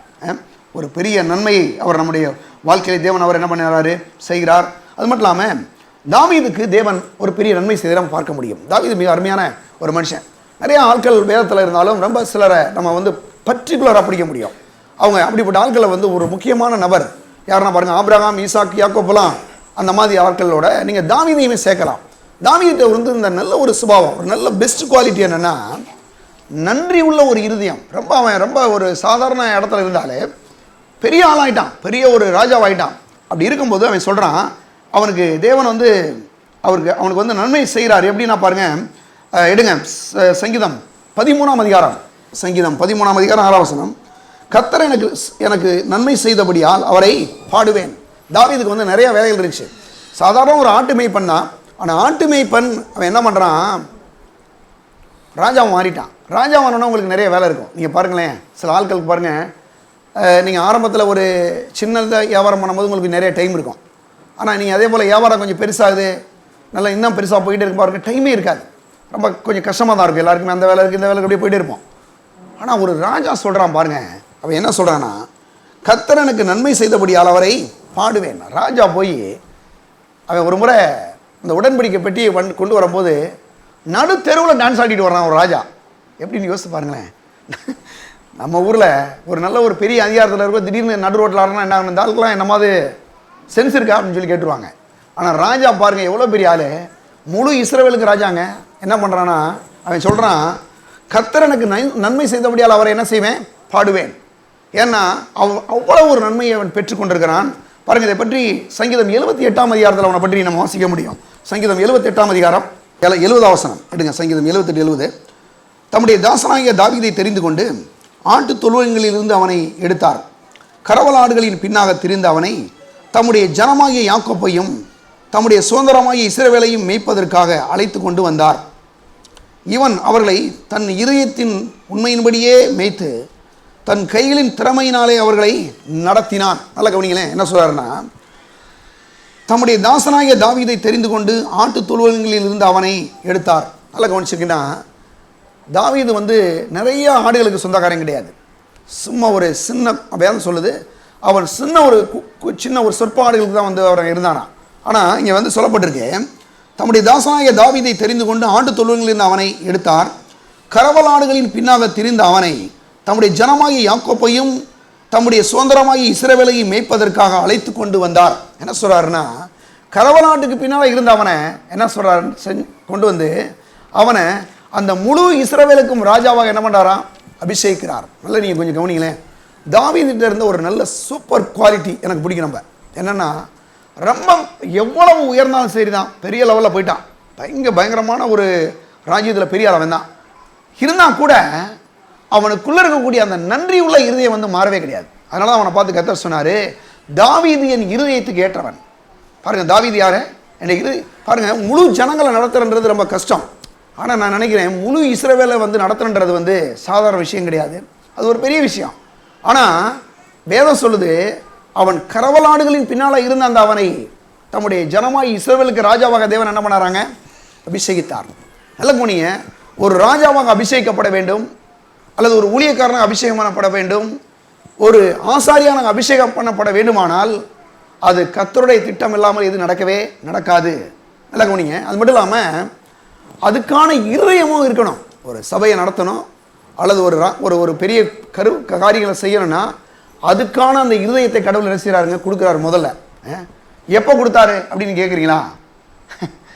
எப்போ கொடுக்குறாருன்னா, ஒரு மனுஷன் பிறக்கிறதுக்கு முன்னாலேயே கடவுள் அவனுக்கு கொடுத்துறாரு. நம்ம நினைக்கிறோம் பாருங்க, எப்படி இவங்க இதை நடத்துகிறாங்கன்னு. ஒவ்வொருத்தருக்கும் உங்களுக்கு ஒவ்வொரு விதமான ஆற்றலை கடவுள் கொடுக்குறாரு, அபிஷேகத்தை கொடுத்துருக்கிறாரு. சிலர் நல்ல தொழில் பண்ணுறீங்க, சிலர் நல்லா டீச் பண்ணுறீங்க, சிலர் நல்ல மருத்துவ தொழில் பண்ணுறீங்க. ஒவ்வொருத்தருக்கும் ஒரு திறமை இருக்குங்க. ஆனால் கர்த்தர் ஒரு ஊழியக்காரனை அபிஷேகிக்கும் போது ஜனங்களை எப்படி நடத்த வேண்டும் என்ற அந்த ஆற்றலையும் அந்த அபிஷேகத்தையும் அவனுக்குள்ள ஏற்கனவே வைத்திருக்கிறார். அப்படி இல்லைன்னா அப்படிப்பட்ட ஒரு பொறுப்பை கொடுக்கவே முடியாது. அதனால தான் பாருங்கள், ஊழியன் சொல்லும் போது பாருங்கள், சிலர்லாம் என்ன பண்ணுவாங்கன்னா, நம்ம ஊரில் ஊழியன்னொன்னே நம்ம ஊரில் அந்த தடி எடுத்தவெல்லாம் தண்டல்காரன்ற மாதிரி ரிட்டையர்டான நல்ல பூரா பாஸ் ஆகிடுறது. இப்போ நான் கர்த்தருடைய ஊழியத்துக்குன்னு ஒப்பு கொடுத்தேங்க, 17 வயசில் ஒப்பு கொடுத்தேன். நான் கர்த்தர் என்கிட்ட பேசினார், ஊழியத்துக்கு தான் போனேன். நான் என்னென்னமோ வேலை ட்ரை பண்ணேன், எங்கே போனாலும் ப்ராப்ளம் தான். நான் சொல்லுவேன், இந்த வேலையில் போனால் செட்டில் ஆகிடலாம் நினைப்பேன். அங்கே நமக்கு ஒரு புது பிரச்சனை வரும், எதுக்கு வந்துச்சுன்னே தெரியாது பாருங்கள். ஆனால் நான் சொல்கிறேன், கர்த்தர் என்னை இதுக்கு தான் அழைத்திருக்கிறார், எனக்கு தெரியும். வேதம் சொல்லுது, அவர் அழைத்த அழைப்பும் அவர் கொடுத்த கிருபை வரங்களும் அது மாறாதவைகள். உங்களை தேவன் எந்த நோக்கத்திற்கு அழைத்தாரோ அந்த நோக்கத்தை நிச்சயமாக அவர் அதை நிறைவேற்றாமல் விடப்போவது இல்லவே இல்லை. அப்போ இங்கே சொல்லப்பட்டிருக்கு பாருங்க, என்னன்னா, ஆட்டுக்கு பின்னால் போன இந்த தாவீதை முழு இஸ்ரவேலுக்கும் என்ன பண்ணுறார், கர்த்தர் அவனை ராஜாவா அபிஷேகிக்கிறார். அவன் சொல்கிறான், கர்த்தர் எனக்கு செய்த நன்மைகளுக்காக நான் என்னத்தை செலுத்துவேன்.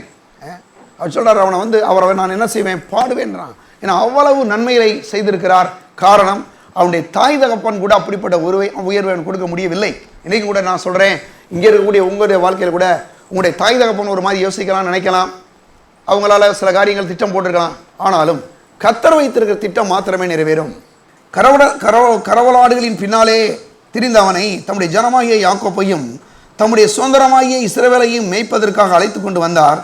இவன் அவர்களை தன் இருதயத்தின் உண்மையின்படியே என்ன செய்தானா? மேய்த்து. நல்ல கவனிங்க. அவர் சொல்றாரு, ஆட்டுக்கு முன்னாலாமே இருக்கும் போதுமே அந்த உண்மையை காமிச்சான். ஒரு முறை அவனுடைய ஆடை பிடிக்கிறதுக்கு ஒரு சிங்கமும் ஒரு கரடியும் வந்துச்சு. அது ரெண்டையும் தன்னுடைய உயிரை பணைய வைத்து என்ன பண்றாங்க? அதை அடிச்சு துரத்தி விடுறான். நல்ல கவனிங்க. ஒரு சிங்கம் வருது, வாயவே கிழிச்சு போடுறான். கரடி வருது, அடிச்சு துரத்துறான். தன்னுடைய உயிரை விட தன்னுடைய ஆடுகளையும் நேசித்தான். அதனாலதான் கர்த்தர் அவனை நம்பி முழு இஸ்ரவேலை கையில கொடுத்தார். நீ பண்ணுன்னு. அப்போ அப்படின்னா பாருங்க, அதனாலதான் அவர் சொல்றாரு, தாவீதின் இருதயத்துக்கு ஏற்றவன். காரணம், கர்த்தர் அவனுக்கு அப்படிப்பட்ட ஒரு நன்மையை செய்தபடினாலே, அந்த நன்மைக்கு அவன் பாத்திரவனாய் இருக்கிறபடினாலே, அவனை அறியாமலேயே அவன் சொல்றான், அவனுக்குள்ள அவ்வளவு பெரிய ஒரு நன்றி உள்ள ஒரு இருதயம். பாருங்க, அவன் ரொம்ப ஒரு நன்றியான ஒரு மனுஷன் நம்ம சொல்ல முடியும். அதனால தாவீதை பற்றி வேதத்தில் பேசும்போது சொல்லும்போது தாவீதை பற்றி கர்த்தர் சொல்றாரு, தாவீதின் இருதயத்துக்கு ஏற்றவன். அவனை மாதிரி ஒரு தவறு செஞ்சாலும் நீ பார்க்கவே முடியாது, அவ்வளவு தவறு செய்யறான். ஆனா அப்படிப்பட்ட ஒரு மனுஷனை பார்த்து கர்த்தர் சொல்றாரு, தாவீதின் இருதயத்துக்கு ஏற்றவன் சொல்லி. எப்படி சொல்ல முடியும் அப்படின்னா, ரொம்ப உண்மையான ஒரு ஆளு, நன்றி உள்ள ஒரு ஆளு, அவன் தான் தாழ்ந்திருந்த அந்த நிலையை மறக்காத ஒரு ஆளு. ஏன்னா பாருங்க, அப்படிப்பட்ட அந்த நன்மையை கர்த்தரிடம் பெற்றுக்கொண்டபடினாலே அவன் எப்போதும் கர்த்தருக்கு என்ன செய்யறான்?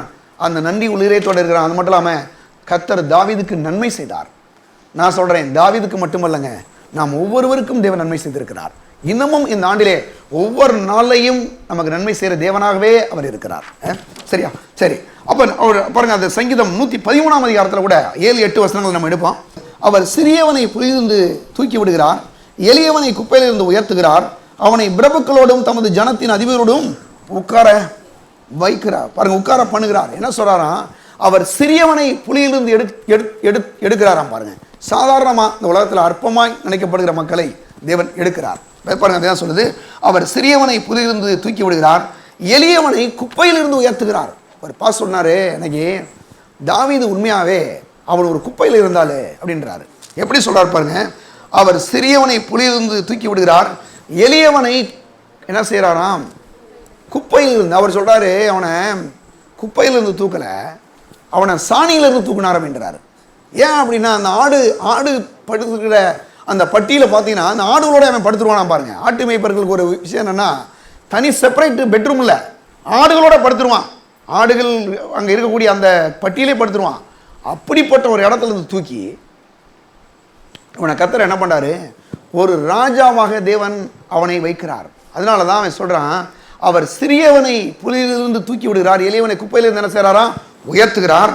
அவனை தமது பாருங்க பிரபுக்களோடும் தமது ஜனத்தின் அதிபதிகளோடும் உட்கார வைக்கிறார். இந்த ஆண்டுல அநேகர் படிச்சிருக்கிறீங்க, கவர்மெண்ட்ல ஏதாவது ஒரு வேலை கிடைச்சா நல்லா இருக்குன்னு நீங்க நினைக்கலாம். நான் சொல்றேன் பாருங்க, கர்த்தர் உங்களை எடுத்து உயர்த்தி அப்படிப்பட்ட ஒரு நல்ல கவர்மெண்ட் ஜாப்ல போய் உட்கார வைக்க முடியும் அவரால். விசுவாசிங்க. யாராவது படிச்சுருப்பீங்க, ஒருவேளை எக்ஸாம் ட்ரை பண்ணிட்டு இருப்பீங்க, கண்டிப்பாக தேவன் செய்வார். ஏன்னா வேதம் சொல்லுது, அவர் சிறியவனை புலியிலிருந்து எடுத்து எளியவனை குப்பையிலிருந்து என்ன செய்கிறாராம்? உயர்த்துகிறார். அவனை பிறப்புகளோடும் தமது ஜனத்தின் அதிபதிகளோடும் உட்கார செய்கிறார். அப்போ தேவனுடைய பிள்ளைகளே நான் சொல்கிறேன், இந்த வசனங்களை பாருங்கள். இந்த வசனம் சொல்லுது, கர்த்தர் உங்களுக்கு நன்மை செய்வார். யாராவது இந்த வருஷத்தில் கூட அப்படி சார் உங்களுக்கு என்ன நன்மை நடக்கு, உங்களுக்கு நீங்கள் எதை எதிர்பார்க்கலாம், எப்படி நடக்க போகணும்னு நீங்கள் திகைச்சு போயிருக்கலாம். ஆனால் கர்த்தர் நிச்சயமாக நன்மை செய்வார். பாருங்கள், வேதம் சொல்லுது, அவர் நன்மை செய்கிற தேவனாகவே அவர் இருக்கிறார். அது மட்டும் இல்லாமல் பாருங்கள், நம்முடைய எல்லா விதமான வாழ்க்கையிலையும் அவர் தேவன் நன்மை செய்கிறார். அதில் குறிப்பாக இன்னொரு விஷயத்தை சொல்கிறேன். என்னென்னா, நம்முடைய பொருளாதாரங்களையும் தாவீதை தேவன் ஆசீர்வதிக்கும் போது, ஆட்டு மேய்ப்பனாக இருந்து அவனை ஆசீர்வதித்து ஒரு ராஜாவை உயர்த்தின போது, ஆடு மேய்ப்பனாக இருக்கும்போது ஏதோ பால்களில் கறந்து சாப்பிட்டு இருந்திருப்பான். ஆனால் ராஜாவானவன உடனே அவன் ரொம்ப செழிப்பாயிட்டான், பயங்கரமான செழிப்பாயிட்டான். அந்த செழிப்பு இன்னைக்கு தேவன் நமக்கு கொடுக்குறாருங்க. நமக்கு பொருளாதாரத்தில் நமக்கு செழிக்க வைப்பது அவருடைய நன்மையில் ஒன்று. அது எப்படிலாம் அந்த மாதிரி நமக்கு பொருளாதார செழிப்பை கட்டளையிடுகிறார். எடுப்போம் சீக்கிரம், சில வசனங்களை கடகடன்னு வாசிப்போம். சங்கீதம் 34ஆம் அதிகாரம் எடுங்க. சங்கீதம் 34, சங்கீதம் 34ஆம் அதிகாரம் 10ஆம் வசனம் பாருங்க. சிங்கக்குட்டியில் தாழ்ச்சியிருந்து பட்டினியா இருக்கும், கர்த்தரை தேடுவதற்கு ஒரு நன்மையும் குறைபடாது. நல்லா கவனிங்க. இந்த 24ஆவது இந்த வருஷத்துல நீங்க ஒன்ன கவனிக்கணும், கர்த்தரை தேடுவதற்கு ஒரு நன்மையும் குறைபடாது. சிங்கக்குட்டியில் தாழ்ச்சியிருந்து பட்டினியா இருக்கும், கர்த்தரை தேடுவதற்கு ஒரு நன்மையும் குறைபடாது. நீங்க எல்லாரையும் கூட சேர்ந்து சொல்லுங்க, சிங்கக்குட்டியில் தாழ்ச்சியடைந்து பட்டினியாய் கிடக்கும் கர்த்தரை தேடுகிற எனக்கோ ஒரு நன்மையும் குறைபடாது. எல்லாரும் கரங்களை தட்டி கர்த்தரை ஸ்தோத்திரம் பண்ணுவோம். பாருங்க, தேவன் அவர் நமக்கு நன்மை செய்கிற தேவனாகவே இருக்கிறார். பாருங்க, நம்முடைய பொருளாதாரங்களில் எந்த ஒரு குறை இல்லாதபடி தேவன் இந்த ஆண்டிலே நம்ம நடத்துகிற தேவனாய் அவர் இருக்கிறார். பாருங்க, இதை பற்றி சங்கீதம் 23ஆம் அதிகாரம் அங்கே எடுங்க. சங்கீதம் 23 அவர் சொல்றாரு, 1ஆம் வசனமும் 6ஆம் வசனத்தையும் நான் வாசிக்க போறேன். எல்லாரும் எடுத்துக்கோங்க. சங்கீதம் 23 1ஆம் வசனமும் 6ஆம் வசனமும். கர்த்தர் என் மேய்ப்பராக இருக்கிறார், நான் தாழ்ச்சி அடையேன். 6ஆம் வசனம் பாருங்க.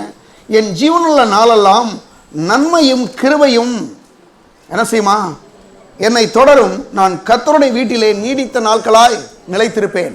பாருங்க, ஒரு இடத்துல நிச்சயமா என்னை தொடரும் ஆங்கிறத ஸ்வலி என்கின்ற அந்த வார்த்தையை யூஸ் பண்றாங்க. என்னன்னா நிச்சயமாகவே தொடரும். நன்மையும் கிருபையும் என் ஜீவனுள்ள நாளெல்லாம் நன்மையும் கிருபையும் நிச்சயமாக என்னை தொடரும். பாருங்க, தேவன் அவர் இந்த ஆண்டிலே பாருங்க நன்மையும் கிருபையும் நம்முடைய வாழ்க்கையை தொடர் செய்கிற தேவனாய் இருக்கிறார். பாருங்க, இதை பற்றி உபாகமம் 28ஆம் அதிகாரம் எடுங்க. உபாகமம் 28ஆம் அதிகாரம் பாருங்க 11ஆம் வசனம் வாசிக்கிறேன். 28 11ஆம் வசனம் 11-12. உனக்கு கொடுப்பேன் என்று கர்த்தர் உன் பிதாக்களுக்கு ஆணையிட்ட தேசத்தில் கர்த்தர் உன் கற்பத்தின் கனியிலும் உன் மிருக ஜீவன்களின் பலனிலும் உன் நிலத்தின் கனியிலும் உனக்கு பரிபூர்ண நன்மை உண்டாக கட்டளையிடுவார். பாருங்க, நல்லா சொல்றாரு. பாருங்க, ஏற்ற காலத்திலே உன் தேசத்திலே மழை பெய்யும், நீ கையிட்டு செய்யும் வேலையெல்லாம் ஆசீர்வதிக்கவும் கர்த்தர் உனக்கு தமது நல்ல பொக்கிஷசாலையாகிய வானத்தை திறப்பார். நீ அநேகம் ஜாதிகளுக்கு கடன் கொடுப்பாய், நீயோ கடன் வாங்காதிருப்பாய். பாருங்க சொல்றாரு. பாருங்க, உனக்கு கொடுப்பேன் என்று கர்த்தர் உன் பிதாக்களுக்கு ஆணையிட்ட தேசத்தில் கர்த்தர் உன் கற்பத்தின் கனியிலும் உன் மிருக ஜீவன்களின் பலனிலும் உன் நிலத்தின் கனியிலும் உனக்கு பரிபூர்ண நன்மை உண்டாக கட்டளையிடுவார். சொல்றாரு, நீ என்ன வேலை செஞ்சாலும் அந்த வேலையில பரிபூர்ணமான ஒரு நன்மையை தேவன் என்ன செய்வாராம், கட்டளையிடுவார். அடுத்து சொல்றாரு 12ஆம் வசனத்துல, ஏற்ற காலத்திலே உன் தேசத்திலே மழை பெய்யும், நீ கையிட்டு செய்யும் வேலையெல்லாம் ஆசீர்வதிக்கவும் கர்த்தர் உனக்கு தமது நல்ல பொக்கிஷசாலை வானத்தை திறப்பார். நீ அநேகம் ஜாதிகளுக்கு கடன் கொடுப்பாய், நீயோ கடன் வாங்காதிருப்பாய். நீங்க செய்கிற ஒவ்வொரு வேலையிலையும் கர்த்தர் இந்த ஆண்டிலே அவர் ஆசீர்வதித்து நன்மையினாலே அவர் என்ன செய்கிறாராம், நிறைக்கிற தேவனாய் இருக்கிறார். பாருங்க, இன்னும் ஒரு வசனங்களை நாம் எடுப்போம். எடுங்க. அடுத்து அங்கே பொருளாதாரத்தில் பார்த்தோம். அடுத்து நம்முடைய சுகத்தில் ஒரு பெரிய நன்மை. அநேக நேரங்களில் பாருங்க, மக்களுக்கு ஒரு பெரிய பிரச்சனைனா நம்முடைய சரீரத்தில் இப்படி ஒரு பலவீனமாக இருக்குது, ஒரு மாதிரி இப்படி இருக்குது அப்படி இருக்குன்னு. ஆனால் வேதம் சொல்லுது பாருங்க, எடுங்க ஒரு வசனத்து போவோம். எரேமியா 33ஆம் அதிகாரம் எடுங்க. எரேமியா 33:6 சொல்றாரு, இதோ நான் அவர்களுக்கு சௌக்கியமும் ஆரோக்கியமும் வரப்பண்ணி அவர்களை குணமாக்கி அவர்களுக்கு பரிபூர்ண சமானத்தையும் சத்தியத்தையும் வெளிப்படுத்துவேன். என்ன சொல்றாரு பாருங்கன்னா, இதோ நான் அவர்களுக்கு சௌக்கியமும் ஆரோக்கியமும் வர பண்ணி அவர்களை குணமாக்கி அவர்களுக்கு பரிபூர்ண சமானத்தையும் சத்தியத்தையும் வெளிப்படுத்துவேன். எப்படி சொல்றாரு பாருங்க, அவர் பரிபூர்ணமான, அதாவது அவர் பாருங்க, இதோ நான் அவர்களுக்கு சௌக்கியமும் ஆரோக்கியமும் வர பண்ணி அவர்களை குணமாக்கி. பாருங்க, தேவன் நம்மளுக்கு சௌக்கியத்தையும் ஆரோக்கியத்தையும் குணமாக்குறதுலையும் தேவன் என்ன செய்யறாராம், கட்டளையிடுவார். பாருங்க, தேவன் இந்த ஆண்டிலே அப்படிப்பட்ட சரீரத்திலே அற்புதமான சுகத்தையும் ஆரோக்கியத்தையும் சௌக்கியத்தையும் தேவன் என்ன செய்யறாராம், கட்டளையிடுகிறார். எடுங்க உபாகமம் 7ஆம் அதிகாரம், சீக்கிரம் எடுங்க. உபாகமம் 7ஆம் அதிகாரம் 13 15ஆம் வசனம் வரைக்கும் நான் வாசிக்கிறேன். உபாகமம் 7:13 உன்மேல் அன்பு வைத்து உன்னை ஆசீர்வதித்து உனக்கு கொடுப்பேன் என்று உன் பிதாக்களுக்கு ஆணையிட்டு கொடுத்த தேசத்தில் உன்னை பெருக பண்ணி உன் கற்ப கனியையும் உன் நிலத்தின் கனிகளாகிய உன் தானியத்தையும் உன் திராட்சை ரசத்தையும் உன் எண்ணெயையும் உன் மாடுகளின் பலனையும் உன் ஆட்டு மந்தைகளையும் ஆசீர்வதிப்பார். சகல ஜனங்களை பார்க்கிலும் நீ ஆசீர்வதிக்கப்பட்டிருப்பாய். உனக்குள்ளும் உங்கள் மிருக ஜீவன்களுக்குள்ளும் ஆணிலாகிலும் பெண்ணிலாகிலும் மலடு இருப்பதில்லை. பாருங்க சொல்றாரு, உன்மேல் அனுபவித்து உன்னை ஆசீர்வதித்து உனக்கு கொடுப்பேன் என்று உன் பிதாக்களுக்கு ஆணையிட்ட கொடுத்த தேசத்தில் உன்னை பெருக பண்ணி உன் கற்பக்கனியையும் உன் நிலத்தின் கனிகளாய் உன் தானியத்தையும் உன் திராட்சை ரசத்தையும் உன் எண்ணெயும் உன் மாடுகளின் பலனையும் உன் ஆட்டு மந்தையும் தேவன் என்ன செய்வாரா, ஆசீர்வதிப்பார். பாருங்க, பெரிய ஒரு ஆசீர்வாதம். அடுத்த சொல்றாரு, சகல ஜனங்களை பார்க்க நீ ஆசீர்வதிக்கப்பட்டிருப்பாய். உனக்குள்ளும் உங்கள் மிருக ஜீவன்களுக்குள்ளும் ஆணிலாகிலும் பெண்ணிலாகிலும் மலடு இருப்பதில்லை. பாருங்க, கர்த்தர் உலகத்தில் எதை வேணாலும் காசு கொடுத்து வாங்கிடலாம், ஆனால் பிள்ளையை வாங்குறது முடியுமா, சாத்தியமே இல்லை. கடவுள் பாருங்க, அவர் சொல்றாரு, ஆணிலாகிலும் பெண்ணிலாகிலும் மலடு இருப்பதில்லை. நீங்கள் செய்கிற தொழில்கள், நீங்கள் செய்கிற வியாபாரங்கள், நீங்கள் வைத்திருக்கிற விவசாயங்கள், ஒவ்வொன்றிலையும் அது மலடில்லாமல் அது பிறக்க செய்யக்கூடிய காரியமாய் தேவன் என்ன செய்கிறாருங்க? ஆசீர்வதிக்கிறார். ஒவ்வொரு காரியங்களையும் பெரிய மாற்றங்கள், ஆசீர்வாதங்கள், பெருக்கங்களை தேவன் அவர் என்ன செய்கிறாரா? கட்டளை இடுகிறார். பார்ப்போம். அது மட்டும் இல்லாமல் பாருங்க, இன்னும் இன்னைக்கு அநேக நேரங்களில் பாருங்க, இன்னும் சிலருக்கு வந்து பொருளாதாரத்தில் ஆசீர்வாதம், சுகத்தில் ஆசீர்வாதம், இதெல்லாம் ரொம்ப தேவைதான். திருமணமான உடனே நம்ம ஊரில் கேட்குறாங்க, ஆண்களை பார்த்து கேட்குறாங்க, பெண்களை கேட்குறாங்க, என்னமா அது விசேஷமானு கேட்குறாங்க. பாருங்கள் என்ன சொல்கிறாருன்னா, உன் நிலத்தின் பாருங்கள், அவர் உன் ஆட்டு மந்தையில் உன் குடும்பத்தில் மலடு இருப்பதில்லை. ஏன்னா பாருங்கள், கர்த்தர் வந்து அப்படிப்பட்ட ஒரு ஆசீர்வாதத்தை தேவன் நமக்கு கொடுக்குறார். சரியா? அது மட்டும் இல்லாமல் அநேக நேரங்களில் சகோதர சகோதரிகளுக்கு வாலிப பிள்ளைகள் இருக்கிறாங்க. கண்டிப்பாக அதையும் கொஞ்சம் பார்க்கணும். திருமணத்துக்காக அநேகர் நீங்கள் ஜெபித்து கொண்டிருக்கிறீர்கள். அந்த திருமண காரியங்களையும் தேவன் என்ன பண்ணுறாருங்க? ஆசீர்வதிக்கிறார். கண்டிப்பாகவே அவருக்கு வந்து திருமணம் பண்ணி வைக்கிறது ரொம்ப பிடிக்கும். அதனால தான் ஒரு திருமணம் பண்ணார். ஆதியாகமம் முதல் அதிகாரத்தில் அங்கே முதல் 2 அதிகாரங்களை பார்க்கும்போது திருமணம் பண்ணி வச்சார். ஊழியத்துக்கு வந்தார். ஊழியத்துக்கு வந்த போது கானாவூர் கல்யாணத்துக்கு போய் அங்கேயும் கல்யாணத்தெல்லாம் என்ட்ரி போனவர் பாருங்கள், எப்போ போனார் பாருங்கள், ரொம்ப நல்ல விஷயத்தை தான் போகிறாரு. ஆதாமுக்கும் எவாளுக்கும் கல்யாணம் முடிச்சு வச்சார். அடுத்து கானாவூர் கல்யாணத்தில் வந்து பாருங்கள், அங்கே ஒரு கல்யாணத்துக்கு போய் அங்கே திராட்சை ரசத்தை பாருங்கள் தண்ணியை திராட்சை ரசம் இல்லை, அங்கே என்ன பண்ணுற தண்ணியில் திராட்சை ரசம் மாற்றி வேற சொல்லுது. இப்படியாக அவர் இந்த என்னது தன்னுடைய முதலாவது அற்புதத்தை என்ன பண்ணாராங்க? செய்து தம்முடைய மகிமையை வெளிப்படுத்தினார். கல்யாணம் பண்ணி வைக்கிறது கர்த்தருக்கு ரொம்ப பிடிச்ச விஷயம். அவர் ரொம்ப பிடிக்கும். அப்போ வந்து தேவனுடைய பிள்ளைகளை இன்றைக்கும் கூட வாலிப பிள்ளைகளை வைத்திருக்கிற சகோதர சகோதரிகளுக்கு வேதம் சொல்லுது. திருமணத்தை குறித்து வேதம் சொல்லுதா? கண்டிப்பாக சொல்லுது. பழைய ஏற்பாட்டில் சொல்லியிருக்குன்னு நீங்கள் சொல்கிறீங்க. ஸோ புதிய ஏற்பாட்டில் சொல்லியிருக்கீங்க. கானாவூர் கல்யாணத்தில் பழைய ஏற்பாட்டில் ஏதாவது சொல்லியிருக்குன்னா கண்டிப்பாக சொல்லியிருக்கு. ஒரு முறை கிடையாது, பல முறை சொல்லியிருக்கு. அதில் ஒரு வசனத்தை நான் உங்களுக்கு சொல்கிறேன். எடுங்க, எரேமியா தீர்க்கதரிசன புத்தகத்தை எடுங்க. எரேமியா 2ஆம் அதிகாரத்தில் 18வது வசனத்தை நான் வாசிக்கிறேன். ஆதியாகமம் 2:18. பின்பு தேவனாய் கர்த்தர், மனுஷன் தனிமையாக இருப்பது நல்லதல்ல, ஏற்ற துணை அவனுக்கு உண்டாக்குவேன் என்றார். திருமணம் உண்டாக்குனதே அவர் தான். ஒரு ஏற்ற துணையை உண்டாக்குறது கடவுளால் மட்டும்தான் முடியும், இல்லையா? எவ்வளோதான் நம்ம தாய் தகப்பன் பிரயாசங்கள் படலாம், ஜெபிக்கலாம் இருந்தாலும் கூட அவர் ஏற்ற துணையை கொடுக்குற தெய்வமாக நம்முடைய தேவன் இருக்கிறார். பாருங்க, அங்கே இன்னொரு வசனத்துக்கு போவோம். எரேமியா 33ஆம் அதிகாரம் 11ஆம் வசனம். எரேமியா 33:11. வாங்க எல்லாரும் எடுத்துக்கலாம். எரேமியா 33ஆம் அதிகாரம் 11ஆம் வசனத்துக்கு வாங்க, வாசிக்கிறேன். இன்னும் களிப்பின் சத்தமும் மகிழ்ச்சியின் சத்தமும் மணவாளனின் சத்தமும் மணவாட்டியின் சத்தமும் சேனையின் கர்த்தரை துதியுங்கள், கர்த்தர் நல்லவர், அவர் கிருபை என்றும் உள்ளது என்று சொல்லுவவர்களின் சத்தமும் கர்த்தருடைய ஆலயத்துக்கு ஸ்தோத்திர பலிகளை கொண்டு வருவர்களுடைய சத்தமும் கேட்கப்படும் என்று கர்த்தர் சொல்கிறார். அவர்கள் முன்னிருந்து ஒளிருக்கும்படி தேசத்தின் சிறையிருப்பை திருப்புவேன் என்று கர்த்தர் சொல்கிறார். சத்தம் பாருங்க, இங்கெல்லாம் சத்தம் வருதான். அப்புறம் சொல்றாரு என்னன்னா, இன்னும் களிப்பின் சத்தமும் மகிழ்ச்சியின் சத்தமும். இதெல்லாம் பாருங்க, ஒரு ஆளுக்கு நன்மை உண்டாகும் போதுதான் களிப்பு ஏற்படும், என்னது மகிழ்ச்சி ஏற்படும். அந்த அந்த மணவாளையின் சத்தமும் மணவாட்டியின் சத்தமும் ஒன்று எழுதியிருக்காரு பார்த்தீங்களா? அது உண்மையிலே பாருங்க, கடவுள் அதெல்லாம் வந்து லைக் பண்ணுறாரு, விரும்புகிறாருங்க. ஒரு திருமண காரியங்களை அந்த மணவாளன் சத்தம் மணவாட்டியின் சத்தம் இதெல்லாம் கேட்கின்றது கடவுளுடைய சித்தங்க. அதை கர்த்தர் நம்முடைய சபையில் இந்த ஆண்டிலே நிறைவேற்றுவார். அநேகருடைய பிள்ளைகளுக்காக நீங்கள் ஜெபித்துக் கொண்டிருக்கிறீங்க. கண்டிப்பாக தேவன் அதை செய்ய வைப்பார். அவரால் முடியும். அது எப்படி நடக்கணும் எனக்கு தெரியாது. திரும்பி பாசாது எப்படி நீங்கள் யாரும் பார்த்துக்கிட்டு வச்சுருங்கன்னு என்ன கேட்காங்க. அது என்னால் அது இல்லை, கர்த்தர் வந்து செய்வாருங்க, கரெக்டாக செய்வாருங்க. ஒன்றும் பயப்படாங்க. அதெல்லாம் வந்து அப்படி இப்படின்னு ஓடட்டும், அதெல்லாம் எங்கேயா போட்டோம் இந்த மாதிரி செய்யட்டும், நிச்சயமாக கரெக்டாக செய்வார்.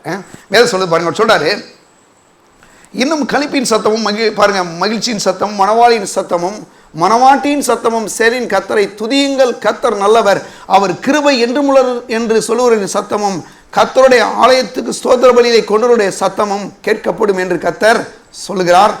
அவர்கள் முன்னிருந்தது போல் இருக்கும்படி தேசத்தின் சிறையிருப்பை திருப்புவேன் என்று கர்த்தர் சொல்லுகிறார். கர்த்தர் பலவிதமான நன்மைகளை நம்முடைய வாழ்க்கையிலே தேவன் செய்ய வல்லவராக இருக்கிறார். நம்முடைய குடும்பத்திலே சபையிலே தேவன் அதை செய்ய வல்லவராக இருக்கிறார். சரி, கடைசியாக நமக்கு அவர் பாதுகாப்பை கொடுப்பதும் அவருடைய வேலையாக இருக்கிறார். அவர் நன்மை செய்கிறார். மற்றும் பார்த்து முடிச்சலாம், 2 இருக்கு, பார்த்து முடிப்போம். அவர் சங்கீதம் 91ஆம் அதிகாரத்தை நம்ம எடுப்போம். அவருடைய நன்மைகளை எடுங்க. சங்கீதம் 91ஆம் அதிகாரம் 4ஆம் வசனம் பாருங்க, முதல்ல வாசிக்கிறேன். அவர் தமது சிறகளால் உன்னை மூடுவார், அவர் செட்டின் கீழ் அடைக்கலம் புகுவாய், அவருடைய சத்தியம் உனக்கு பரிசையும் கேடகமா. பாருங்க, அவர் சொல்றாரு, அவர் தமது சிறகுகளால் உன்னை மூடுவார், அவர் செட்டின் கீழ் அடைக்கலம் புகுவாய், அவருடைய சத்தியம் பரிசை உனக்கு கேடகமாம். பாருங்க, அவர் என்ன பண்ணாரா, அவர் தமது சிறகுகளாலே நம்ம என்ன செய்யறாரு, எப்பொழுதும் மூடிக்கொள்கிறார். இந்த பரிசங்களை உலகத்தில் எத்தனை மனுஷனுக்கு என்ன நடக்குது அதை பற்றி நீங்கள் யோசிக்க வேணாம். நம்மளை சுற்றிலும் அவருடைய சிறகுகள் மூடி இருக்கிறது. நம்மளை தேவன் எப்போதும் பாதுகாத்து கொண்டே இருக்கிறார். பாருங்க, அடுத்து இன்னொரு வசனத்தை வாசிப்போம். 15வது வசனம், 15 சங்கீதம் 91:15 பாருங்க, நான் வாசிக்கிறேன். 15 சொல்றாரு, அவன் என்னை நோக்கி கூப்பிடுவான், நான் அவனுக்கு மறு உத்தரவு அருளி செய்வேன், ஆபத்தில் நானே அவனோடு இருந்து அவனை தப்புவித்தவனை கனப்படுத்துவேன். என்ன சொல்றாருன்னா, ஒருவேளை இந்த உலகத்தில் சில பிசாசு இந்த உலகத்தில் இருக்க சில காரியங்கள் வரலாம், ஆனாலும் அவர் சொல்றாரு, ஆபத்தில் நானே அவனோடு இருந்து அவனை தப்புவித்தவனை கனப்படுத்துவேன், நீடித்த நாட்களால் அவனை திருப்தியாக்கி என் ரட்சிப்பை அவனுக்கு காண்பிப்பேன். பாருங்க, சில நேரங்களில் சில பிரச்சனை, சில வியாதி அப்படின்னு போகும்போது சில சந்தேகங்கள் வருது, அப்படி ஆயிருமோ அப்படி ஆயிருமோ. ஆனால் கர்த்தர் சொல்றாரு, நீடித்த நாட்களால் உன்னை திருப்தியாக்கி என் ரட்சிப்பை உனக்கு என்ன செய்வேன், காண்பிப்பேன்.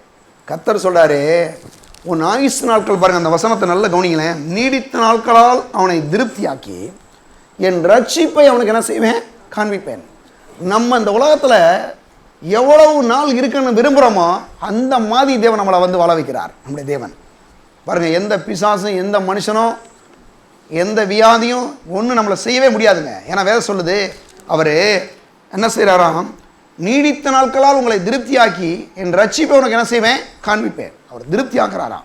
கர்த்தர் நீடித்த நாட்களால் என்ன செய்வாரு, நம்மை திருப்தியாக்கி, நீடித்த நாட்களாய் என்ன செய்யறாராம், நம்மளை அவர் திருப்தியாக்கக்கூடிய தெய்வமாக இருக்கிறார். வேதம் சொல்லுது, நீடித்த நாட்களால் அவனை திருப்தியாக்கி என் ரட்சிப்பை அவனுக்கு என்ன செய்வேன், காண்பிப்பேன். நீடித்த நாட்களால், ஆயுசு நாட்கள் நீடித்த நாட்களாக இருக்கும். கர்த்தர் அப்படிப்பட்ட ஒரு நன்மையை தேவன் நமக்கு கட்டளையிடுகிறார். சரியா? ஓகே, கடைசியாக ஒன்று பார்த்து முடிச்சிருவோம். பெரிய பெருக்கங்களை தேவன் இந்த ஆண்டிலே நம்முடைய சபையில் தேவன் செய்ய வேண்டும். நான் சொல்கிறேன், தேவனுடைய பிள்ளைகளை நீங்கள் கூட நல்ல வீடுகளை கட்டி குடியிருக்கும்படி கர்த்தர் விரும்புகிறார். சொந்த வீடு இல்லாத மக்கள் இந்த வருஷங்களில் நல்ல இடத்த வாங்கி வீடு கட்டுங்க. அது கர்த்தருடைய சித்தம். அந்த நன்மை தேவன் உங்களுக்கு செய்வார். சரியா? சரி, கடைசியாக ஒன்று பார்ப்போம். ஆதியாகமம் 1ஆம் அதிகாரம் எடுங்க, சீக்கிரம் பார்த்து முடிச்சிடலாம். ஆதியாகமம் 1ஆம் அதிகாரம் 28வது வசனம் பாருங்க. 1ஆம் அதிகாரம் 28வது வசனம். பின்பு தேவன் அவர்களை நோக்கி, நீங்கள் பழுகி பெருகி பூமியை நிரப்பி அதை கீழ்ப்படுத்தி சமுத்திரத்தின் மற்றங்களையும் ஆகாயத்து பறவைகளையும் பூமியில் மேல் நடமாடுகிற சகல ஜீவசந்தங்களை ஆண்டு கொள்ளு என்று சொல்லி தேவன் அவர்களை ஆசீர்வதித்தார். ஒரு பெரிய நன்மைங்க. என்னன்னா, பெருக்கம் கடவுளுடைய சித்தம். சபையில் வந்து பெருகுவது, குடும்பத்தில் பெருகுவது, திருமணமாகி கணவன் மனைவியுடைய பிள்ளைகள் அங்கே பெருகுவது கடவுளுடைய சித்தம். பாருங்க, சொல்றாரு, பின்பு தேவன் அவர்களை நோக்கி, நீங்கள் பழுகி பெருகி பூமியை நிரப்பி அதை கீழ்ப்படுத்தி சமுத்திரத்தின் மச்சங்களையும் ஆயத்து பறவைகளையும் பூமியின் மேல் நடமாடுகிற சகல ஜீவசந்துகளை ஆண்டுகொள்ளு என்று சொல்லி தேவன் அவர்களை ஆசீர்வதித்தார். நம்மளை பெருக செய்வது கடவுளுடைய சித்தம்.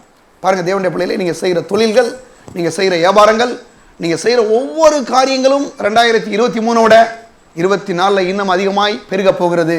பெரிய பெருக்கங்கள். ஒருவேளை நீங்கள் வியாபாரம் செய்யலாம், தொழில் பண்ணலாம், ஏதோ சில விவசாயங்கள் பண்ணலாம், ஏதோ ஒன்று பண்ணிட்டு இருக்கிறீங்க. கண்டிப்பாக ஒரு பெரிய பெருக்கத்தை தேவன் கட்டளையிடுவார். சரியா? சரி, அது மட்டும் இல்லாமல் சபை கண்டிப்பாக பெருக வேண்டும். எடுங்க, உபாகமம் 1ஆம் அதிகாரம் 11ஆம் வசனத்தை நம்ம எடுத்துக்கலாம். உபாகமம் 1ஆம் அதிகாரம் 11ஆம் வசனத்துக்கு நம்ம வரலாம். அங்கே சொல்றாரு, 11ஆம் வசனம், நீங்கள் இப்பொழுது இருக்கிறதை பார்க்கிலும் 1000 மடங்கு அதிகமாகும்படி உங்கள் பிதாக்களின் தேவனாய் கர்த்தர் உங்களுக்கு சொல்லியபடியே உங்களை ஆசீர்வதிப்பாராக. என்ன சொல்றாரு? பெரிய ஒரு நன்மை வந்து கர்த்தருடைய பெருக்கம். பாருங்க, அந்த அவர் செய்கிற நன்மைகளை பெருசு பெருக்கம். பாருங்க, சொல்றாரு, நீங்கள் இப்பொழுது இருக்கிறதை பார்க்கிலும் 1000 மடங்கு அதிகமாகும்படி உங்கள் பிதாக்களின் தேவனாய் கர்த்தர் உங்களுக்கு சொல்லியபடியே உங்களை ஆசீர்வதிப்பாராக. சொல்லியபடி ஆசீர்வதித்திருக்கிறாருங்க. கொஞ்சம் யோசித்து பார்த்தீங்கன்னா, இஸ்ரவேல் ஜனங்கள் இந்த உபாகமத்தில் பார்க்கும்போது 30 லட்சம் பேர். ஆனால் இன்னைக்கு அவர் சொல்றாரு என்ன, அந்த வசனத்தை நீங்கள் எடுத்தீங்கன்னா, நீங்கள் இப்பொழுது இருக்கிறதை பார்க்கிலும் 1000 மடங்கு என்னது அதிகமாகும்படி உங்கள் பிதாக்களின் தேவனாய் கர்த்தர் உங்களுக்கு சொல்லியபடியே உங்களை ஆசீர்வதிப்பார். உலகம் முழுவதும் இயேசு கிறிஸ்து வந்த பிறகு உலகம் முழுவதும் இன்னைக்கு வந்து அவர் சொன்ன மாதிரியே மக்கள் பெருகிருக்கு. பாருங்க, என்ன சொல்றாரு, நீங்கள் இப்பொழுது இருப்பதை பார்க்கிற 1000 மடங்கு பாருங்க, 1000 மடங்கு அதிகமாகும்படி உங்கள் பிதாக்கள் தேவனாய் கர்த்தர் உங்களுக்கு சொல்லியபடியே உங்களை என்ன செய்வாருங்க? ஆசீர்வதிப்பார். பெருக்கம் ரொம்ப பெருசு. இஸ்ரவேல் ஜனங்களாக இருக்கும்போது அவங்களுக்கு 30 லட்சம் பேர் தான். ஆனால் இன்னைக்கு முழு உலகத்தை நீங்கள் எடுத்துக்கிட்டிங்கன்னா கிறிஸ்தவ மக்கள் கோடி கோடி மக்கள் இருக்கிறாங்க. பெருகி பயங்கரமான பெருக்கம் தான். உலகத்திலேயே அதிகமான மக்கள் தொகை யாருன்னா கிறிஸ்தவர்கள் தான். கர்த்தர் சொன்ன மாதிரி ஆசீர்வதிக்கிறார். அப்படி ஆசீர்வதிக்கிற தேவனால் நம்முடைய சபையிலையும் அப்படிப்பட்ட ஒரு பெரிய ஆசீர்வாதத்தை கட்டளையிடுவார். ஒரு பெரிய பெருக்கத்தை தேவன் கட்டளையிடுவார். ஜனங்களை கொண்டு வருவார்.